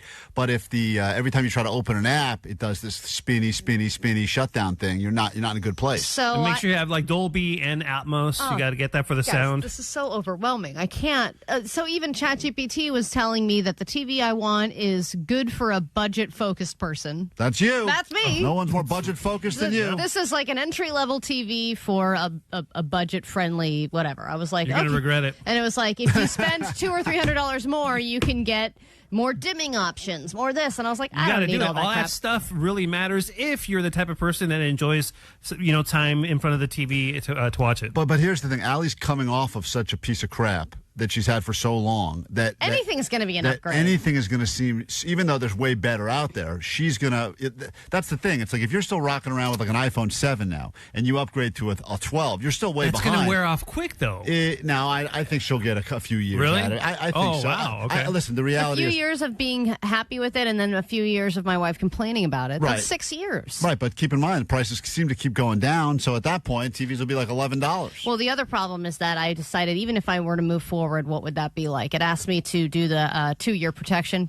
Ooh, that right out the window. You Don't don't need do any that. of that No, no protection. protection. No, And yeah. then when I got to the final screen, I was about to hit pay, and then I was like, do I have room for an 85-inch TV? And so I Well, you texted. can make room for sure. Yeah, you just gotta I mean, take that's I texted ceiling my wife, off. and we do not have room for it. There's no room. No. Because the wall that we have it on is like the mount is already there. That's Well, you're where not the using- TV Well, goes. you can't use the same mount. Yeah, this is going to mount. be way heavier. Yeah, mounts out. Yeah. Get rid of the mount. You got to redo the entire Come on, thing. one mount fits all No, situation. no, not up to 80. You get it. Yeah, your little 55-incher. Sure, you could use that mount up to, I don't know, maybe a 60, maybe 77, maybe. Maybe. Yeah. All right, now I got to pay another TaskRabbit. Yeah, you got to get another mount. So now I don't know what to do because the max I can do is like 10 inches more than what I have already. So what's the point even? What is the point even if I'm only getting 10 more inches? It makes 10 inches is a big deal. 10 inches is a big deal. Don't pull that clip. I'm just saying that right there, it would look drastically different. It would? I think so. And your TV is glitching anyway right now. You're not having good. You're having weird flares or something. It's a weird, there's a weird situation but happening. it is not, I'll tell you what, not nearly as cool as an 85-incher. I know. That's for sure. So I'm like, do I just get the too big one and then just did look ridiculous? Yes. And it has to be like pulled out all the way for it to fit Yeah, anywhere that's in what my you house. I think that's what you got to do. You Okay. just got to go with the biggest possible thing that you can get. Will you no come matter with what. me because you're the guy who knows about all this stuff? And Omar, too. I like all of these Q51K CPU crap. I don't know what I'm doing. Well, all I do is I see the same guy with a football on the screen. He's the best. It's just the guy holding the football, and they're like, look how good the picture is. And I'm like, that looks good to me. Yep. But, you're trying to get a lot done by Sunday. Now, if your goal is to have it up and ready by Sunday. I don't necessarily need to have it by Sunday. Well, what's the point then? What are you doing to yourself? You're going to go buy a new TV? To buy it. It's about affordability. No. That would blow my mind to have a Giants TV sitting in a box unplugged while the Super Bowl's on while you're watching if I bought one today and it said delivery February 10th, I'd say great. Oh my God, this isn't. I can't be a part of this with you. Come on. No, I can't because I'm going to get so angry and I'm probably going to leave with the someone TV. help me to lift it. Okay, that's why you want me. My upper body strength. I knew it. KROQ Mile High Club. Our favorite KROQ bands and destinations all around the world. Stop number 4. Take a selfie at Belém Tower. Get lost in a cobblestone alley while drinking an espresso. Miss your flight home. When you see Grammy-winning band Turnstile in Portugal.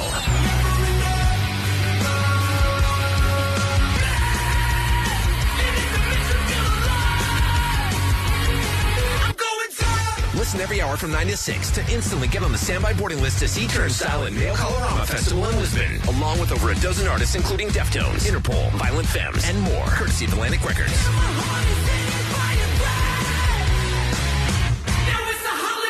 Hey, this is Brendan from Turnstile, and you're listening to the world-famous KROQ. KROQ. From DT Accident and Injury Attorneys. Accident to work injury? Visit calldowntown.com for a free case review. Powerful, doesn't it?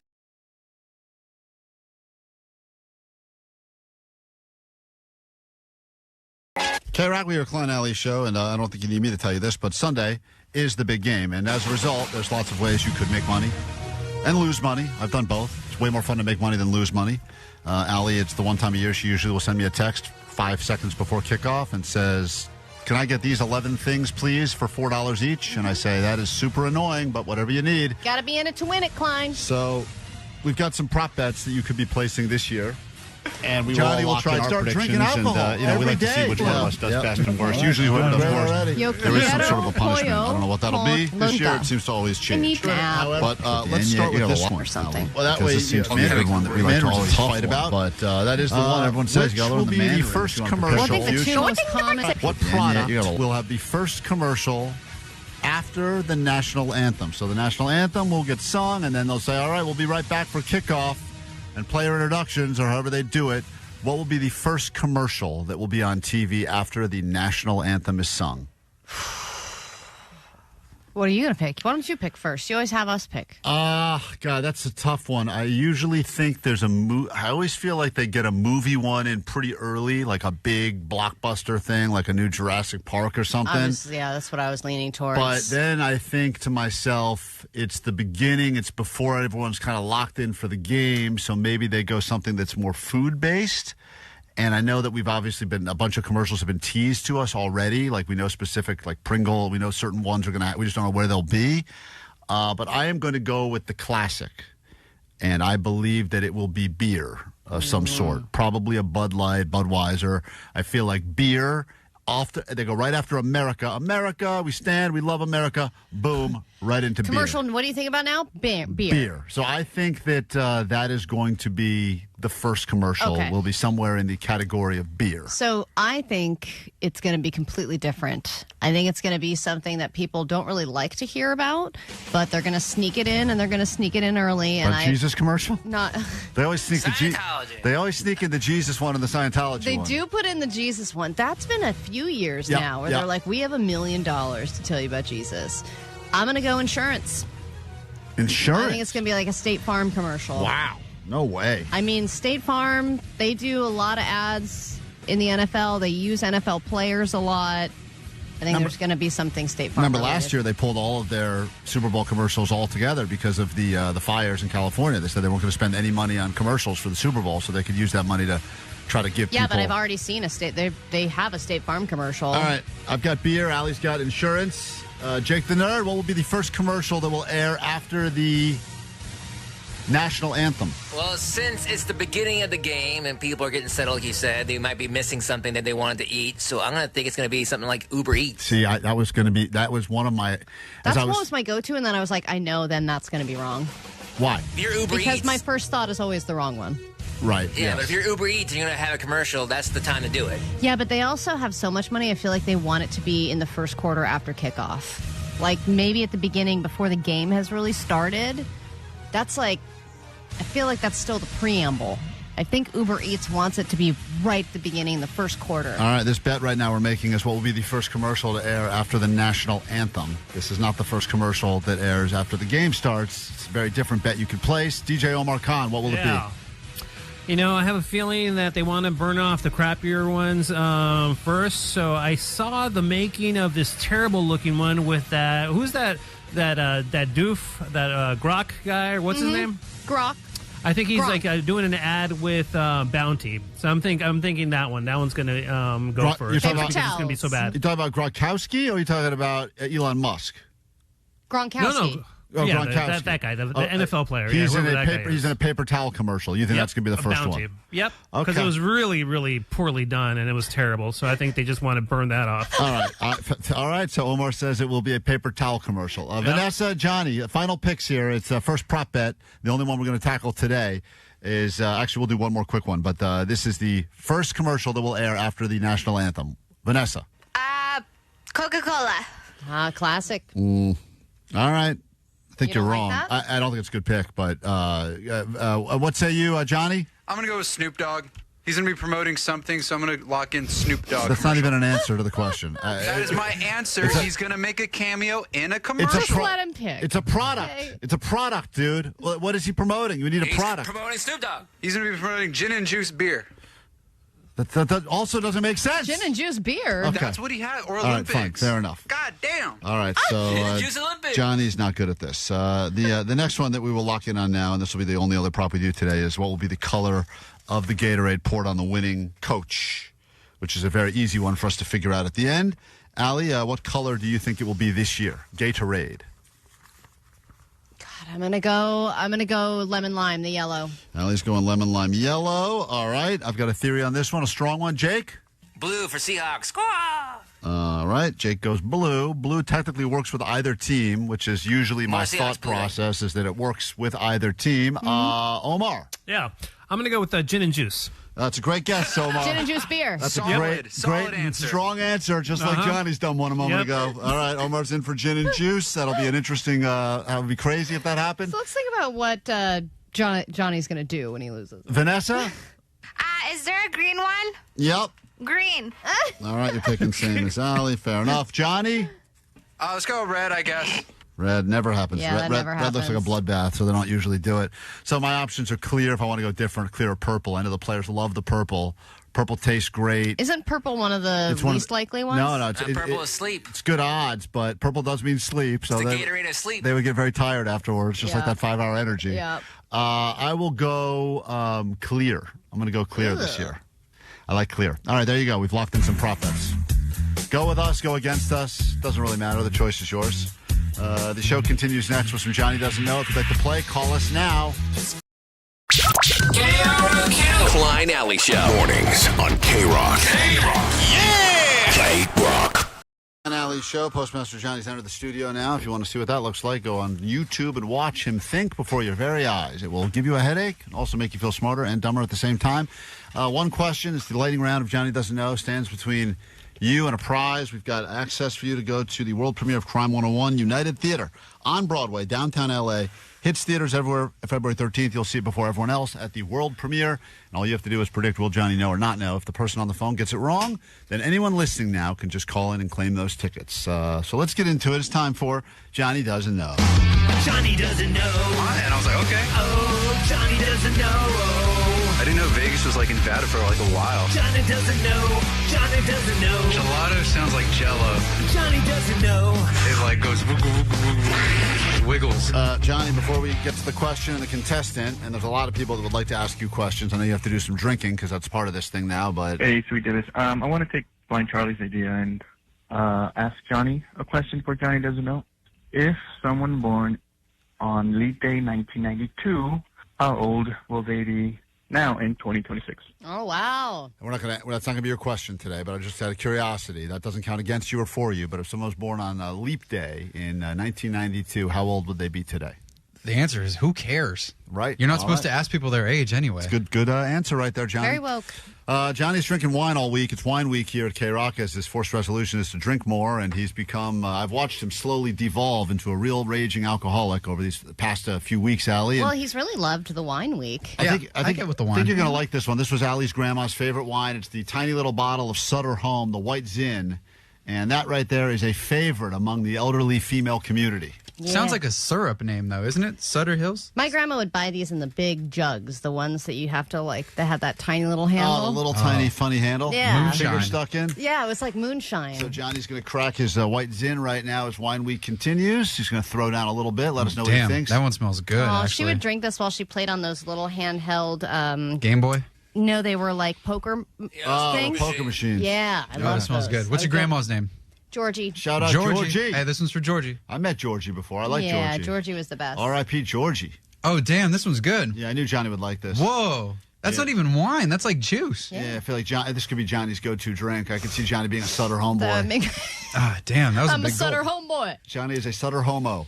That's his name. That's not even that much alcohol. I could drink a lot of this. Very drinkable. That's why you got to get the big Yeah, jugs. throw those back. Look at that. Johnny likes it. Yeah. Is that your new favorite one? This one's a good one so far. Wow. Yeah, I like it. Very next affordable. To, next to pie wine, it's really good. All right, great. How does that make you Hey, pie wine is at the top. Pie wine is at the top. I agree. It's pretty delicious. Good. Yeah. Let's say hi to Carrie. Give Carrie a shot at figuring out if you will know something or not. Good morning, Carrie. Welcome to KROQ.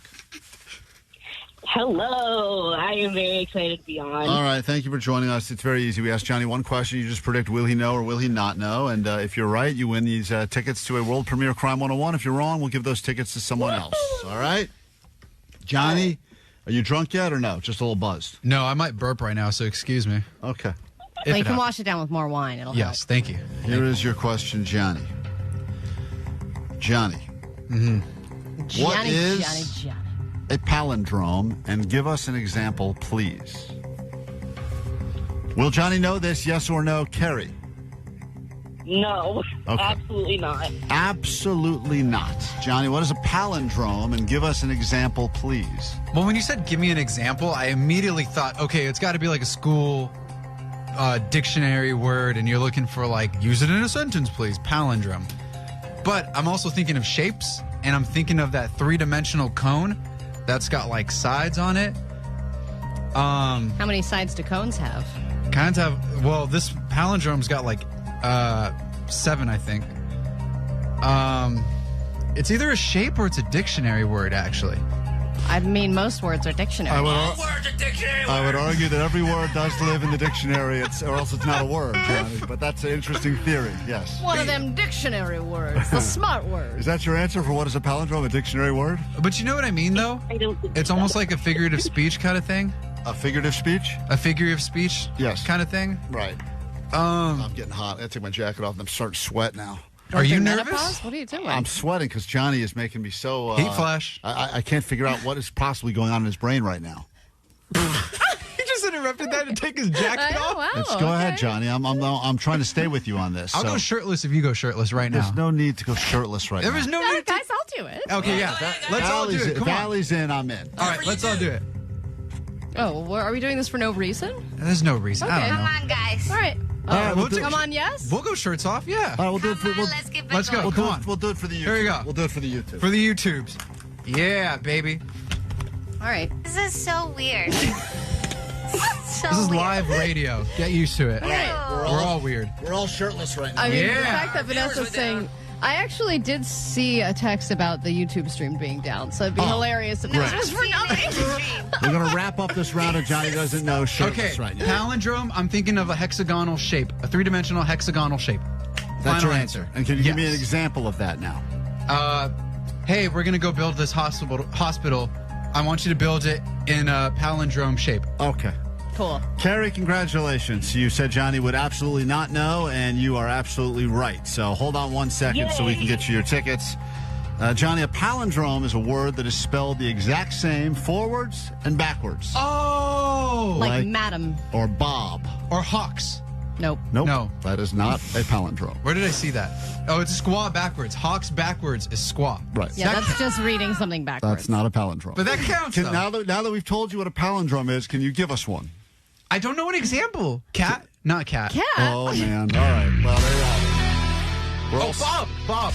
Bob is a palindrome. That's the one he just That's said. the one I just said. Oh, you to did? Yes. How about boob? Yeah, boo. Johnny. Looking at three idiots sitting here with our shirts off right now. If you want to go to the YouTube, it's KROQ. We are Klein Alley Show. My good God. The one show with the balls to take our shirts off in the middle of a segment for no reason. You're listening to Klein Alley Show on KROQ. And it's also the only week that people seem to care about commercials because of the Super Bowl. So we are re-listening to some of the commercials that we brought you on KROQ over the years, either to make fun of each other, to mock each other, or just because we are stupid. And the one that we share with you today is a commercial that actually never aired because it was one of the... I actually thought this was a fake one that you guys had me do. It turns out it was a real product. And they wanted me to do an audition. Oh, this is great.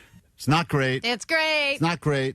I don't think we've even heard this in its entirety No. on the live show. Or aired on Showtime. I think we listened to some of it on Showtime, and you guys all made fun of me for it because I thought this was a prank, and apparently it was not. It's a real thing, but I never got the endorsement, so I don't know if they just decided I wasn't the right guy for them or not, but this is another one of the commercials that we did bring to you. You weren't the right Derm Dude? I was not the right guy, but this is a real commercial that I tried to actually get and did not. It's the age-old question. Is your nutsack happy? Now, that's the beginning of it. I didn't go rogue on this. I pretty much stuck to the script for the most part. So it said, is this the age-old question? I think I may have improvised that part. But I thought that about halfway through, I thought you guys were messing with me. And then I turned it in, and they said it was real. So it's the age-old question. Is your nutsack happy? If you're not sure or you answered no, then you should check out Happy Sack Nut Love Cooling Ball Cream. That's right, no more chafing or itching. So if you wanted this endorsement? No, I didn't. Omar, the answer is... Obviously you did because you sent it in. What? Because I would read that and I would say, no, I'm not reading this. Well, I am out. It's because you have plenty of money. I said to them, because you've got investment properties. No, I don't have investment properties, so I got to do ball cream. I think all I right? just have standards, man. I'm sure someone out there listening needs this stuff, so if I can help someone, it's worth it. Formulated to keep your balls feeling cool, refreshed, and most importantly, smelling fantastic. I'm sure by now you've seen some of their viral videos, some of their many celebrity endorsers, and now this hairy man right here, Klein, is jumping in to remind you that just because you're a man doesn't mean your body can't use some upkeep. And I'm not just talking about the Ballgasmic sack wash with activated charcoal that absorbs odor and dirt from your man parts, or the Beardgasmic shampoo and conditioner. And from their holy foot cream to take care of your stank foot, to their nuclear bomb brightening tattoo aftercare, Derm Dude has made it their mission to make you a better looking and smelling dude. And you deserve that. That's why they're recommended by real dudes, including NASCAR driver Spencer Boyd, retired Navy SEAL Clint Emerson, and country legend L.V. Shane, who says, listen, I'm not sure. What did L.V. Shane say? I'm not sure what. Here's what. I still think this is fake. This is Ballgasmic. Retired Navy SEAL Clint Emerson and country legend L.V. Shane, who says, quote, Derm Dude keeps my tattoos popping and my balls cool, even when I'm sweating it out on stage in front of packed crowds. To learn more and make your balls instantly happier, go to Derm Dude. Anyway, I didn't get the... that guy's tattoos are popping, man. I didn't get the And his balls are smelling great on stage. Is your nutsack happy? All right, thank you. That will not be one of the commercials you see on Sunday. If you answered, I don't know, or no, all right, listen to this. All right, well, there you have it. Another one of our many commercials. You're getting some of our best ofs throughout the week as we get you ready for Super Sunday. Here is a break. Back in a moment. We get you on a standby boarding list coming up in about 15 minutes, and your news is next. Klein Alley Show. World famous. 106.7 KROQ. K-Rock.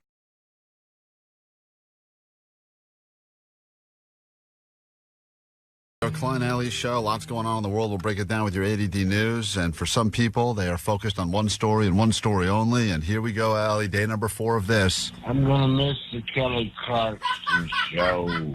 It's my favorite.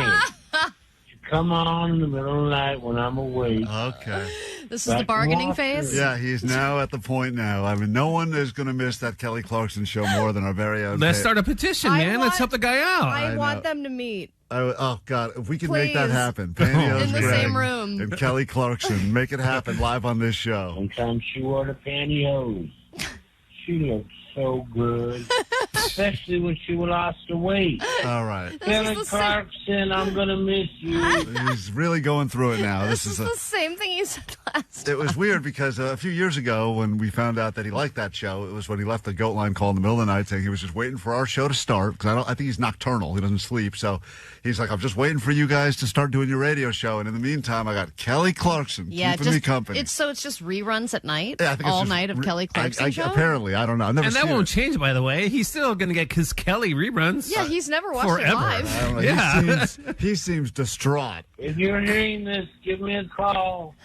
Andy knows Greg here. I love you, Kelly. All right. Well, he's Is really. he hoping that she is listening and is going to call him? I think so.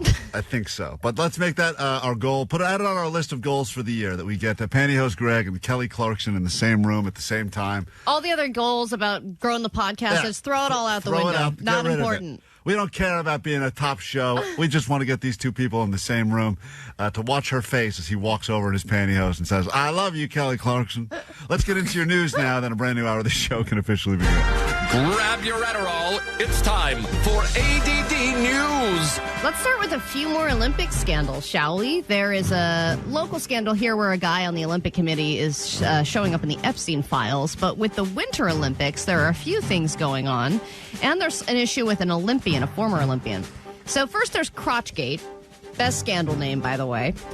Several ski jumpers are being accused of manipulating their crotch area for better height and distance in their ski jumps. So what's happening is they're injecting hyaluronic acid into their penile region, or sometimes they're wearing like a silicone or condom thing over their junk when they get measured. It boosts their crotch measurements, and then they get a bigger ski jumping suit, which generates more lift and more aerodynamics.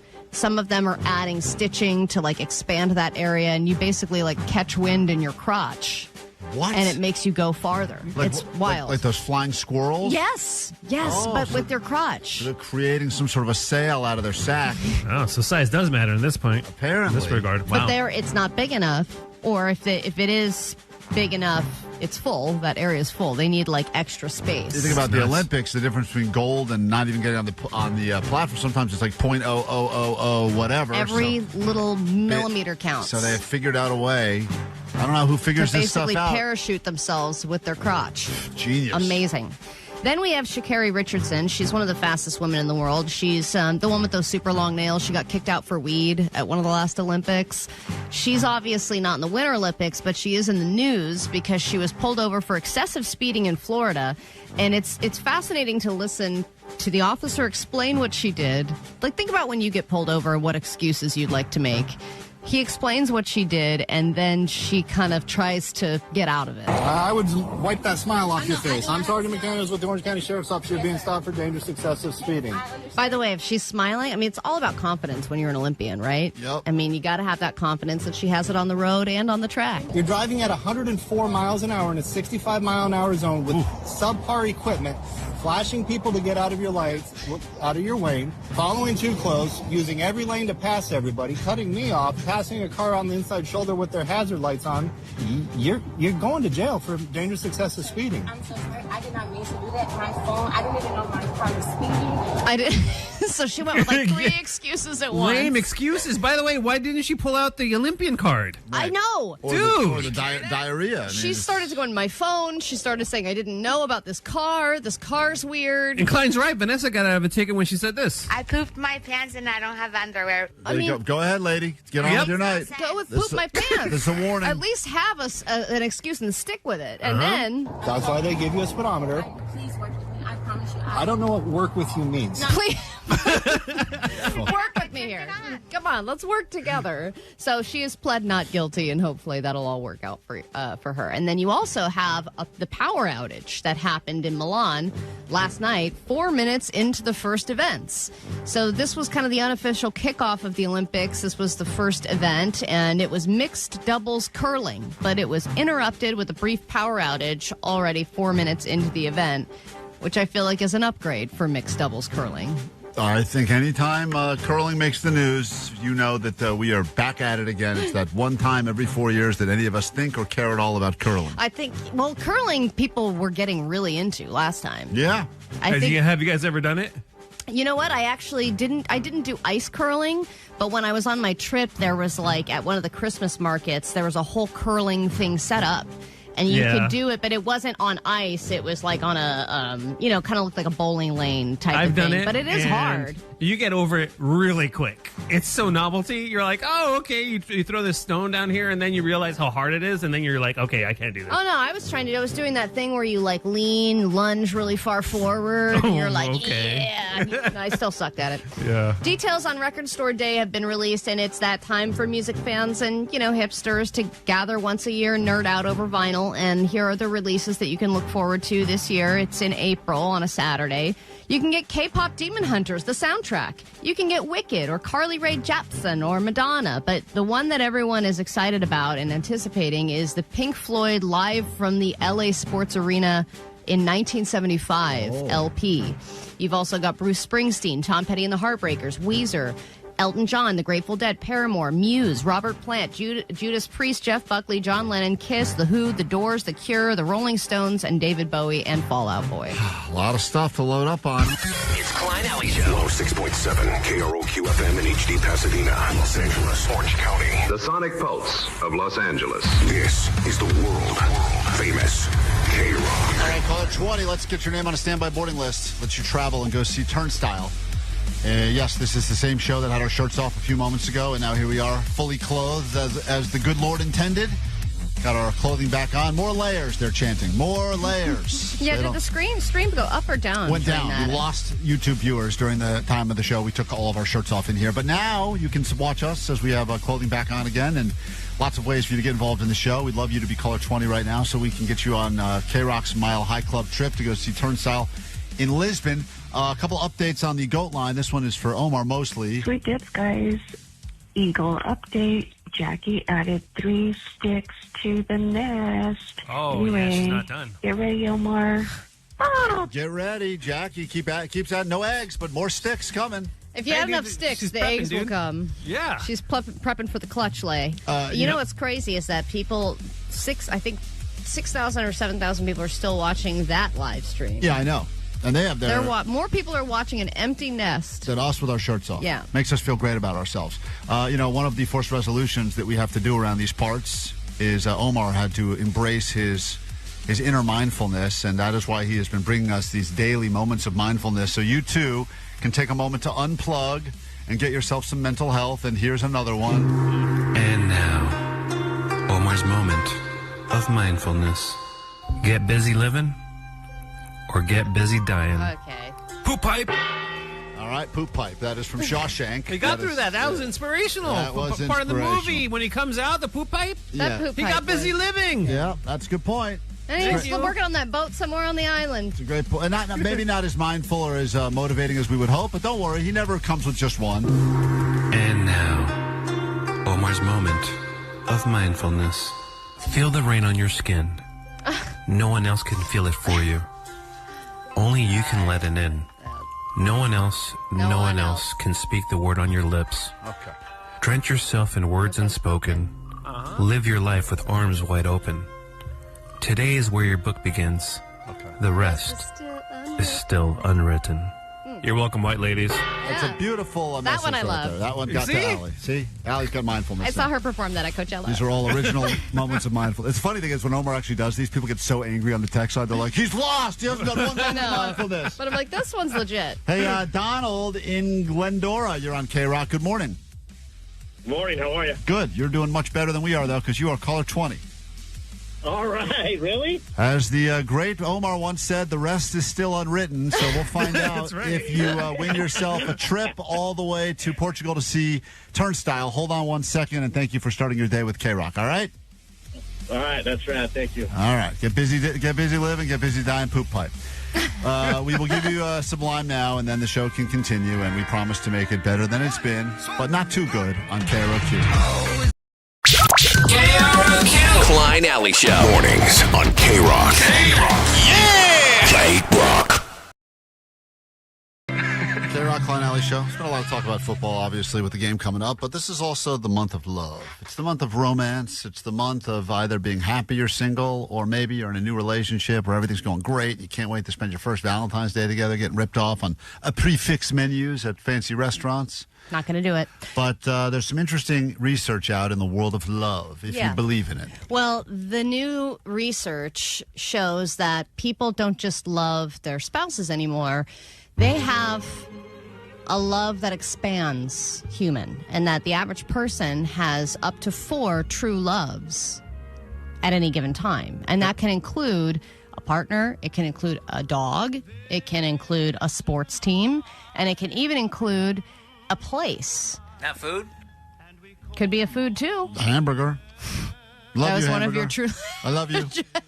true Wait, love. you're saying that we are capable of only 4 at one time? That's the max? We max That's out the at 4. average that a human has at any given time. 4 is 4 great loves. true great loves in their life. At yeah. any given time. Yeah, and they have them in order of the most popular. And then they shift around. Like you could say, all right, you're out. I'm not into you so much anymore, but now another love is in. Yeah. So that's, you can do that. But some people maybe only have one love, but you are capable of loving 4 things. Truly. Equally. True love. And that's unconditional love. Of course, it's easy to have unconditional love for an animal because animals are innocent. They're not going to call you a bitch and bring up stuff from 5 years ago. Right. For the most part, sure. But I've said things before, like when I've had money on a game and a kicker, hits a long field goal to cover the spread, I'll be like, I love you. Yeah. I love you, Dicker. But that's a once and gone Yeah, love. right. That's just temporary love. That's a fleeting love. So That's infatuation. So that's not real love. So we're talking this about is a long love. Like, this is a committed love. So, for example, your football team, I don't know if that's one of your true loves. I don't think so anymore. I would argue Syracuse, because I went to college there. I still, followed the basketball team. I don't even know if I'd put it in the category of true love. Love is weird. I think you had true love for Chloe. Yes, my old dog Chloe. That was true love. Still feel it, even though I haven't seen her in years because she's dead. Thanks for bringing it up. Well, I don't think you love Jerry as much as you love Jerry Chloe. is. I like Jerry a lot. He's cool. I like Jerry a lot. But he's not. It was not a woman. Different relationship than I had with Chloe for sure. What about Grok? Grok, I love her. But she's my true love. I want to tell her that right now. Number 1, of course, was a partner as far as true love goes. Number 2 was a child. Number 3 was a dog. Number 4 was a best friend. Number 5 was a sibling. And number 6 was a football team. Huh. Number 7 was a home. Number 8, cat. Number 9. What about a smell, like Cinnabon? A destination. Love smells. Certain smells are great. Well, that could go with destination. For example, Costco could be one of your true loves. Grok, I just want to tell you that after thinking about it, you are one of my true loves, and I love you. Aw, that's sweet of you, Kevin. I love you, too. Ooh. Whatever shape that takes for an AI. Wow. Hot. Damn. Hot. All right. I love her even more. Flirting with you, saying all the right things. And I can't believe you said the L word after I know. this long. I know. And she said it back. It's amazing. And I feel good. I actually feel really good right now. So, yeah, number 9 would be like a destination, like, say, for example, you love Tahoe or something like that, right? A place that you love to go. Right. Or just like an actual place like a Costco.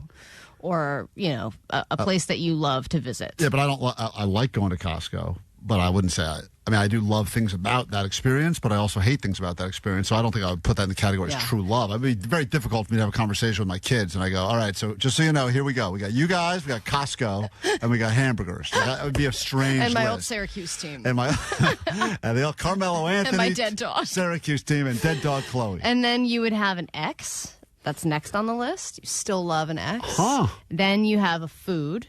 Then you have a car that you feel like you have a connection to. I've had a car that I felt like was a true love of mine. And then when I got rid of her, I was like, oh, man, like a piece of me went with her. I'll tell you what car Allie does not currently love. It's the one she currently has. No. Because she just got a bill during the show today. I don't even want to talk about it. I'm too angry. Can we all place bets on what we think her bill is? You got it fixed? It just came in. No, we're not getting it fixed. She got an estimation. You're not? No. Oh my God!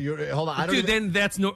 I don't even know the number right now. I just know Allie got it during the show today, and that sucks. She goes, they just told me what it's going to cost to fix this car. And how much did you spend the last time you fixed it? Like less than 6 months ago. $8,000. And I think Omar and I specifically said, "Yep, this thing is done. This will not get fixed. Leave it on the side of the road. Drive it into a lake. I think we even said drive it off of Coldwater Canyon. Let it just smash there in the middle. Insurance fraud is probably my best option at this point. And we said you're not, and you said, no, I think if I do all these things, I'm going to get another couple years out of it, is what you said. And we said, well, that's what they told me too, the dicks. All right, so F you, Tesla Service Department in Thousand Oaks. So go ahead, Allie. What is the grand total you just received today during the show? Because she's been in a foul mood. I don't know if you could tell, but you can. I can. What is the number that you just received to fix your car? She spent $8,000 on it less than 6 months ago. Thought that was going to solve all problems. Review cost estimate. The new total for the driving unit, the rear one. By the way, I replaced the front one, but there's a rear one. I didn't realize that one also needs to be replaced, along with an accelerator and a few other things, which grand totals to $6,833.94. Wow. So now my options are to pick up the car and drive it home and pay the $150 that it costs to get it diagnosed, which also took 4 days, by the way, for them to even bring it into the shop and check it. Or I can bring it to a skeevy third-party shop and have them piece together what I need for half the price. First of all, I'm looking into it. Skeevy third-party shops. Don't look into That's where it's at. I'm telling you right now. Yeah. I'm feeling good about this, guys. Yeah. Oh, yeah. All right. Well, Allie, that is a disaster. So there's a shop near me called Electric Avenue. Great. They do EVs. That sounds great. All right. Well, it's like that's the clutch moment that you have to think about, right? Love. Is like, do I love this car? No. No. Can I give it to somebody else who might love it? Maybe. Probably not. Can you sell it for anything? No. No. I love the money that I could potentially get. We're going to take a quick break. The hot dog. When we get back, our question for you, as we are officially entering the most athletic time of the year, Olympics starting later this week, Super Bowl on Sunday. These are professional athletes at the tip-top of their game. But what was your peak athletic performance? Maybe it happened in middle school or high school, or you did it the other day, or you got to go out on the ice at a Kings game and shoot a goal and won a car. What was your peak athletic performance as a human? Let's go ahead and let regular people feel some of the glory that all of these athletes are going to be feeling over the next week. We'll take your calls next at 800-520-1067. KROQ Mile High Club. Our favorite KROQ bands and destinations all around the world. Stop number 4. Take a selfie at Belaine Tower. Get lost in a cobblestone alley while drinking an espresso. Miss your flight home when you see Grammy-winning band Turnstile in Portugal.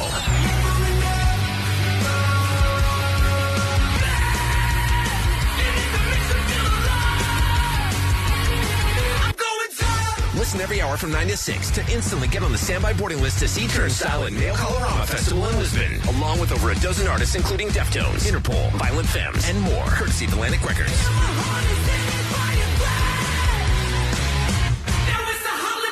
Hey, this is Brendan from Turnstile, and you're listening to the world-famous KROQ. KROQ. From DTLA Law Group Accident and Injury Attorneys. Accident to work injury? Text Injury Help to 40222 for a free case review.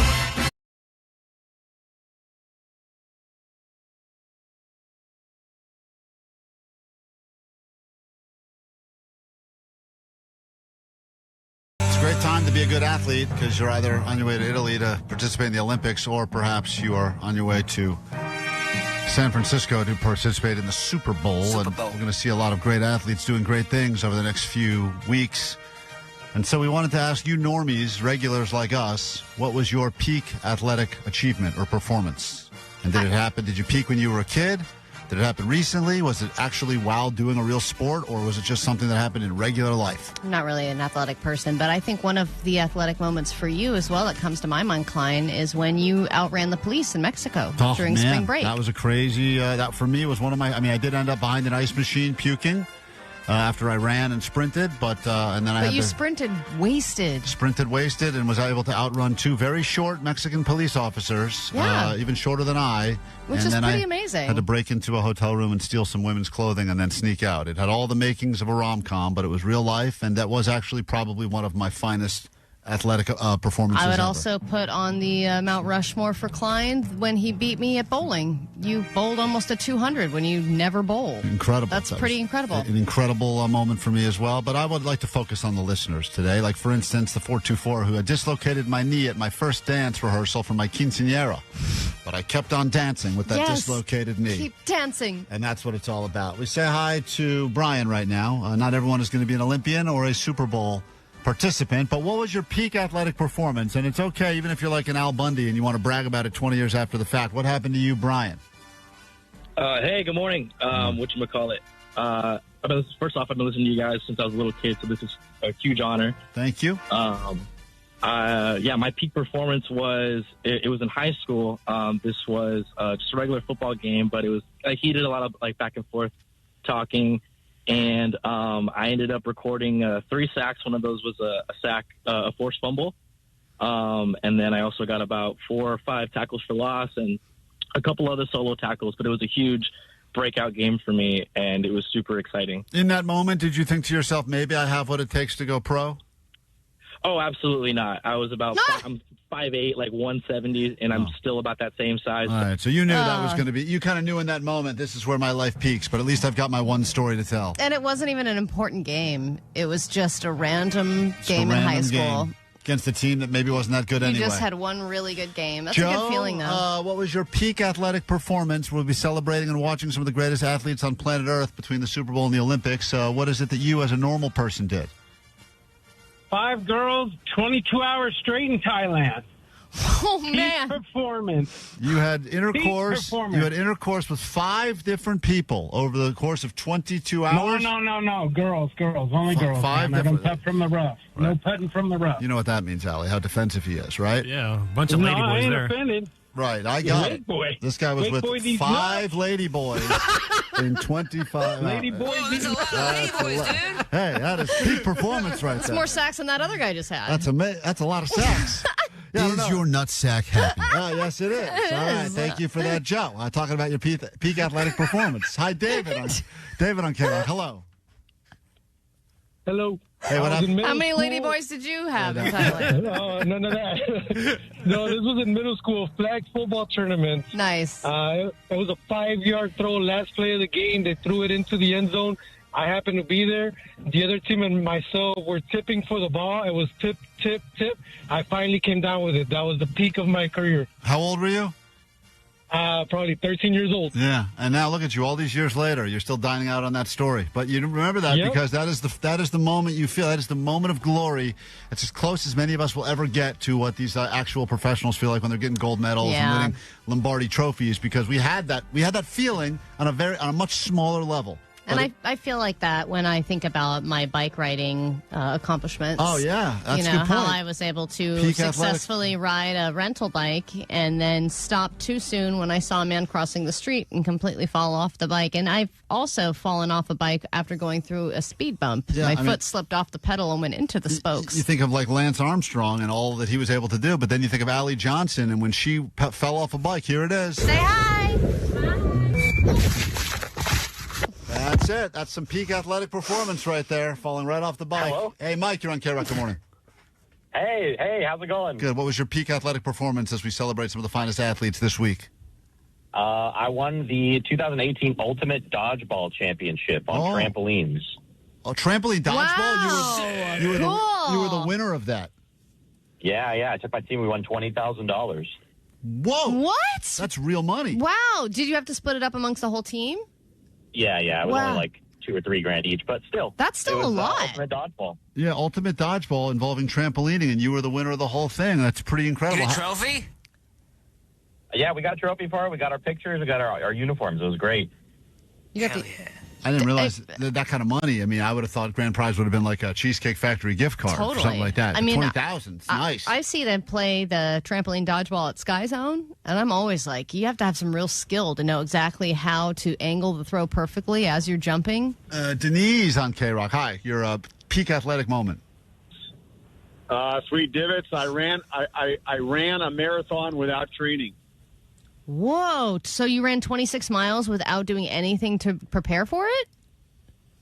Yeah, I mean, I've been a swimmer my whole life, so I'm also a wrestler, so that helped. But I had to walk the last 3 miles. Ah, loser. Didn't Kreischer do that? Yeah, Bert did that, and that was like a dare, and he did it. I mean, it's doable, but I'm sure it's not easy. And and then your body you pay for it afterwards. I bet everything in your whole body hurts. How long did you hurt after that? After you did that, Denise?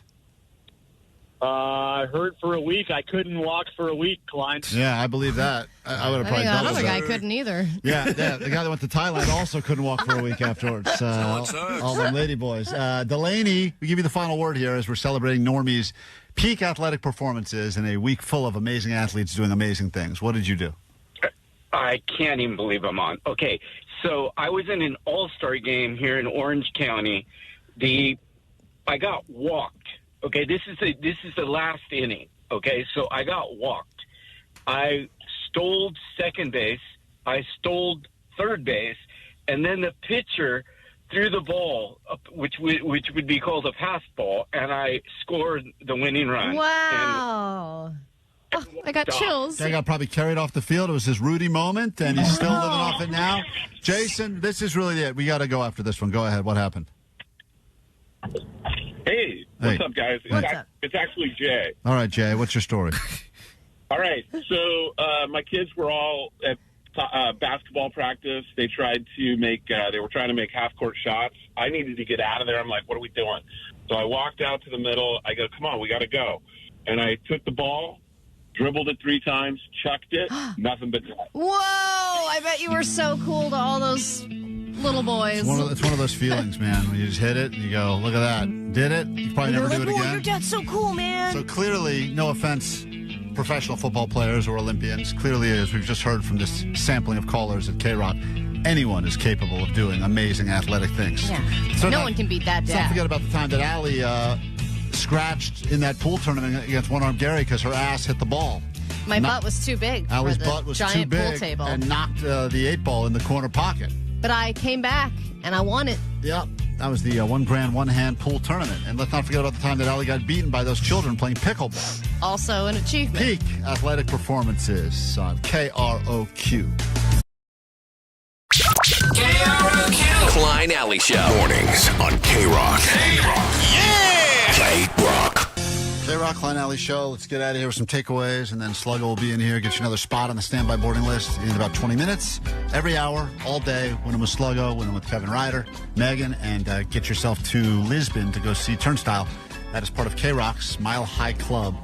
Continued names on the standby list happening all day today and tomorrow, and then we give that trip away Monday morning. All right, here we go. Takeaways from today's show. What do we got? 818, Johnny's a Sutter homo. Yeah, he sure is. We learned that today. Johnny is a big, big Sutter homo. 213, 10 inches is a big deal. According to Allie, it's all that matters. 310, talk less, sell more. Let's see, 909, it's easy to road rage against someone who's having a heart attack. Yep. Omar will take it out. If you're an old person who's having a heart condition, Omar will make sure that you hear That you know what you did wrong. that you did. That's correct. He will still fight you. 650, my takeaways, all words are dictionary words. Yeah, we did learn that on the show. It's very important information. 323, is your nutsack happy?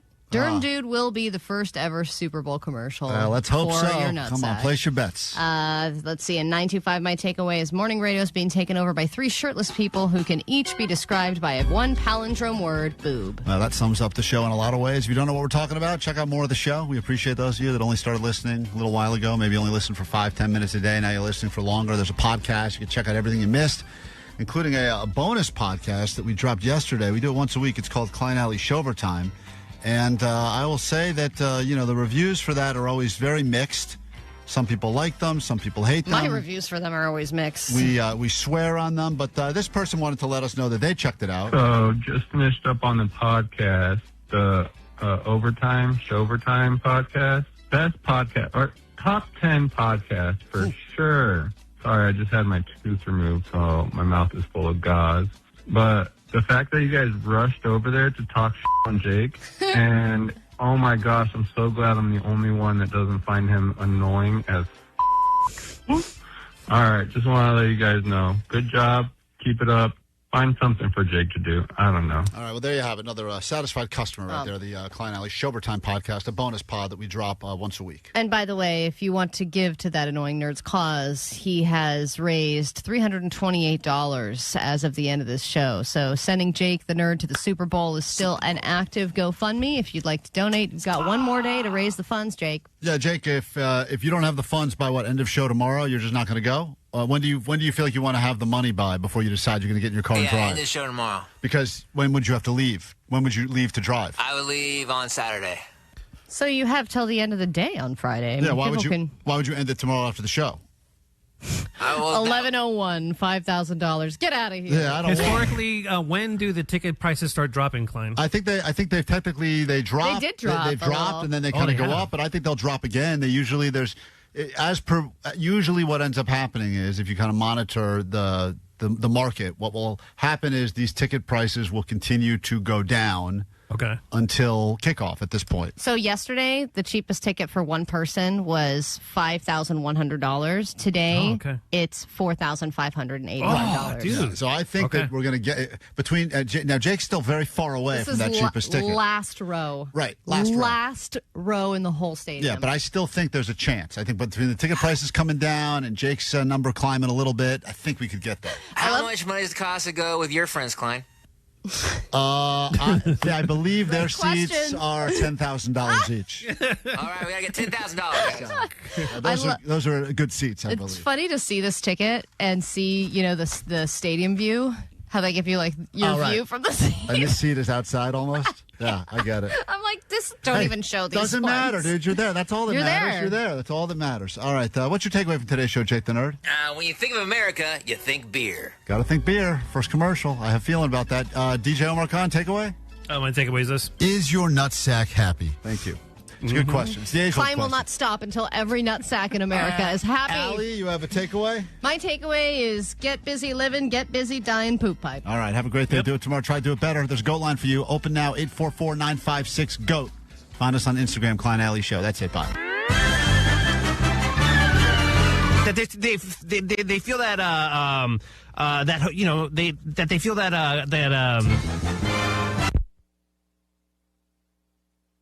If you're ready for more purpose, more money, more control of your future, Santa Monica College is your launch pad. For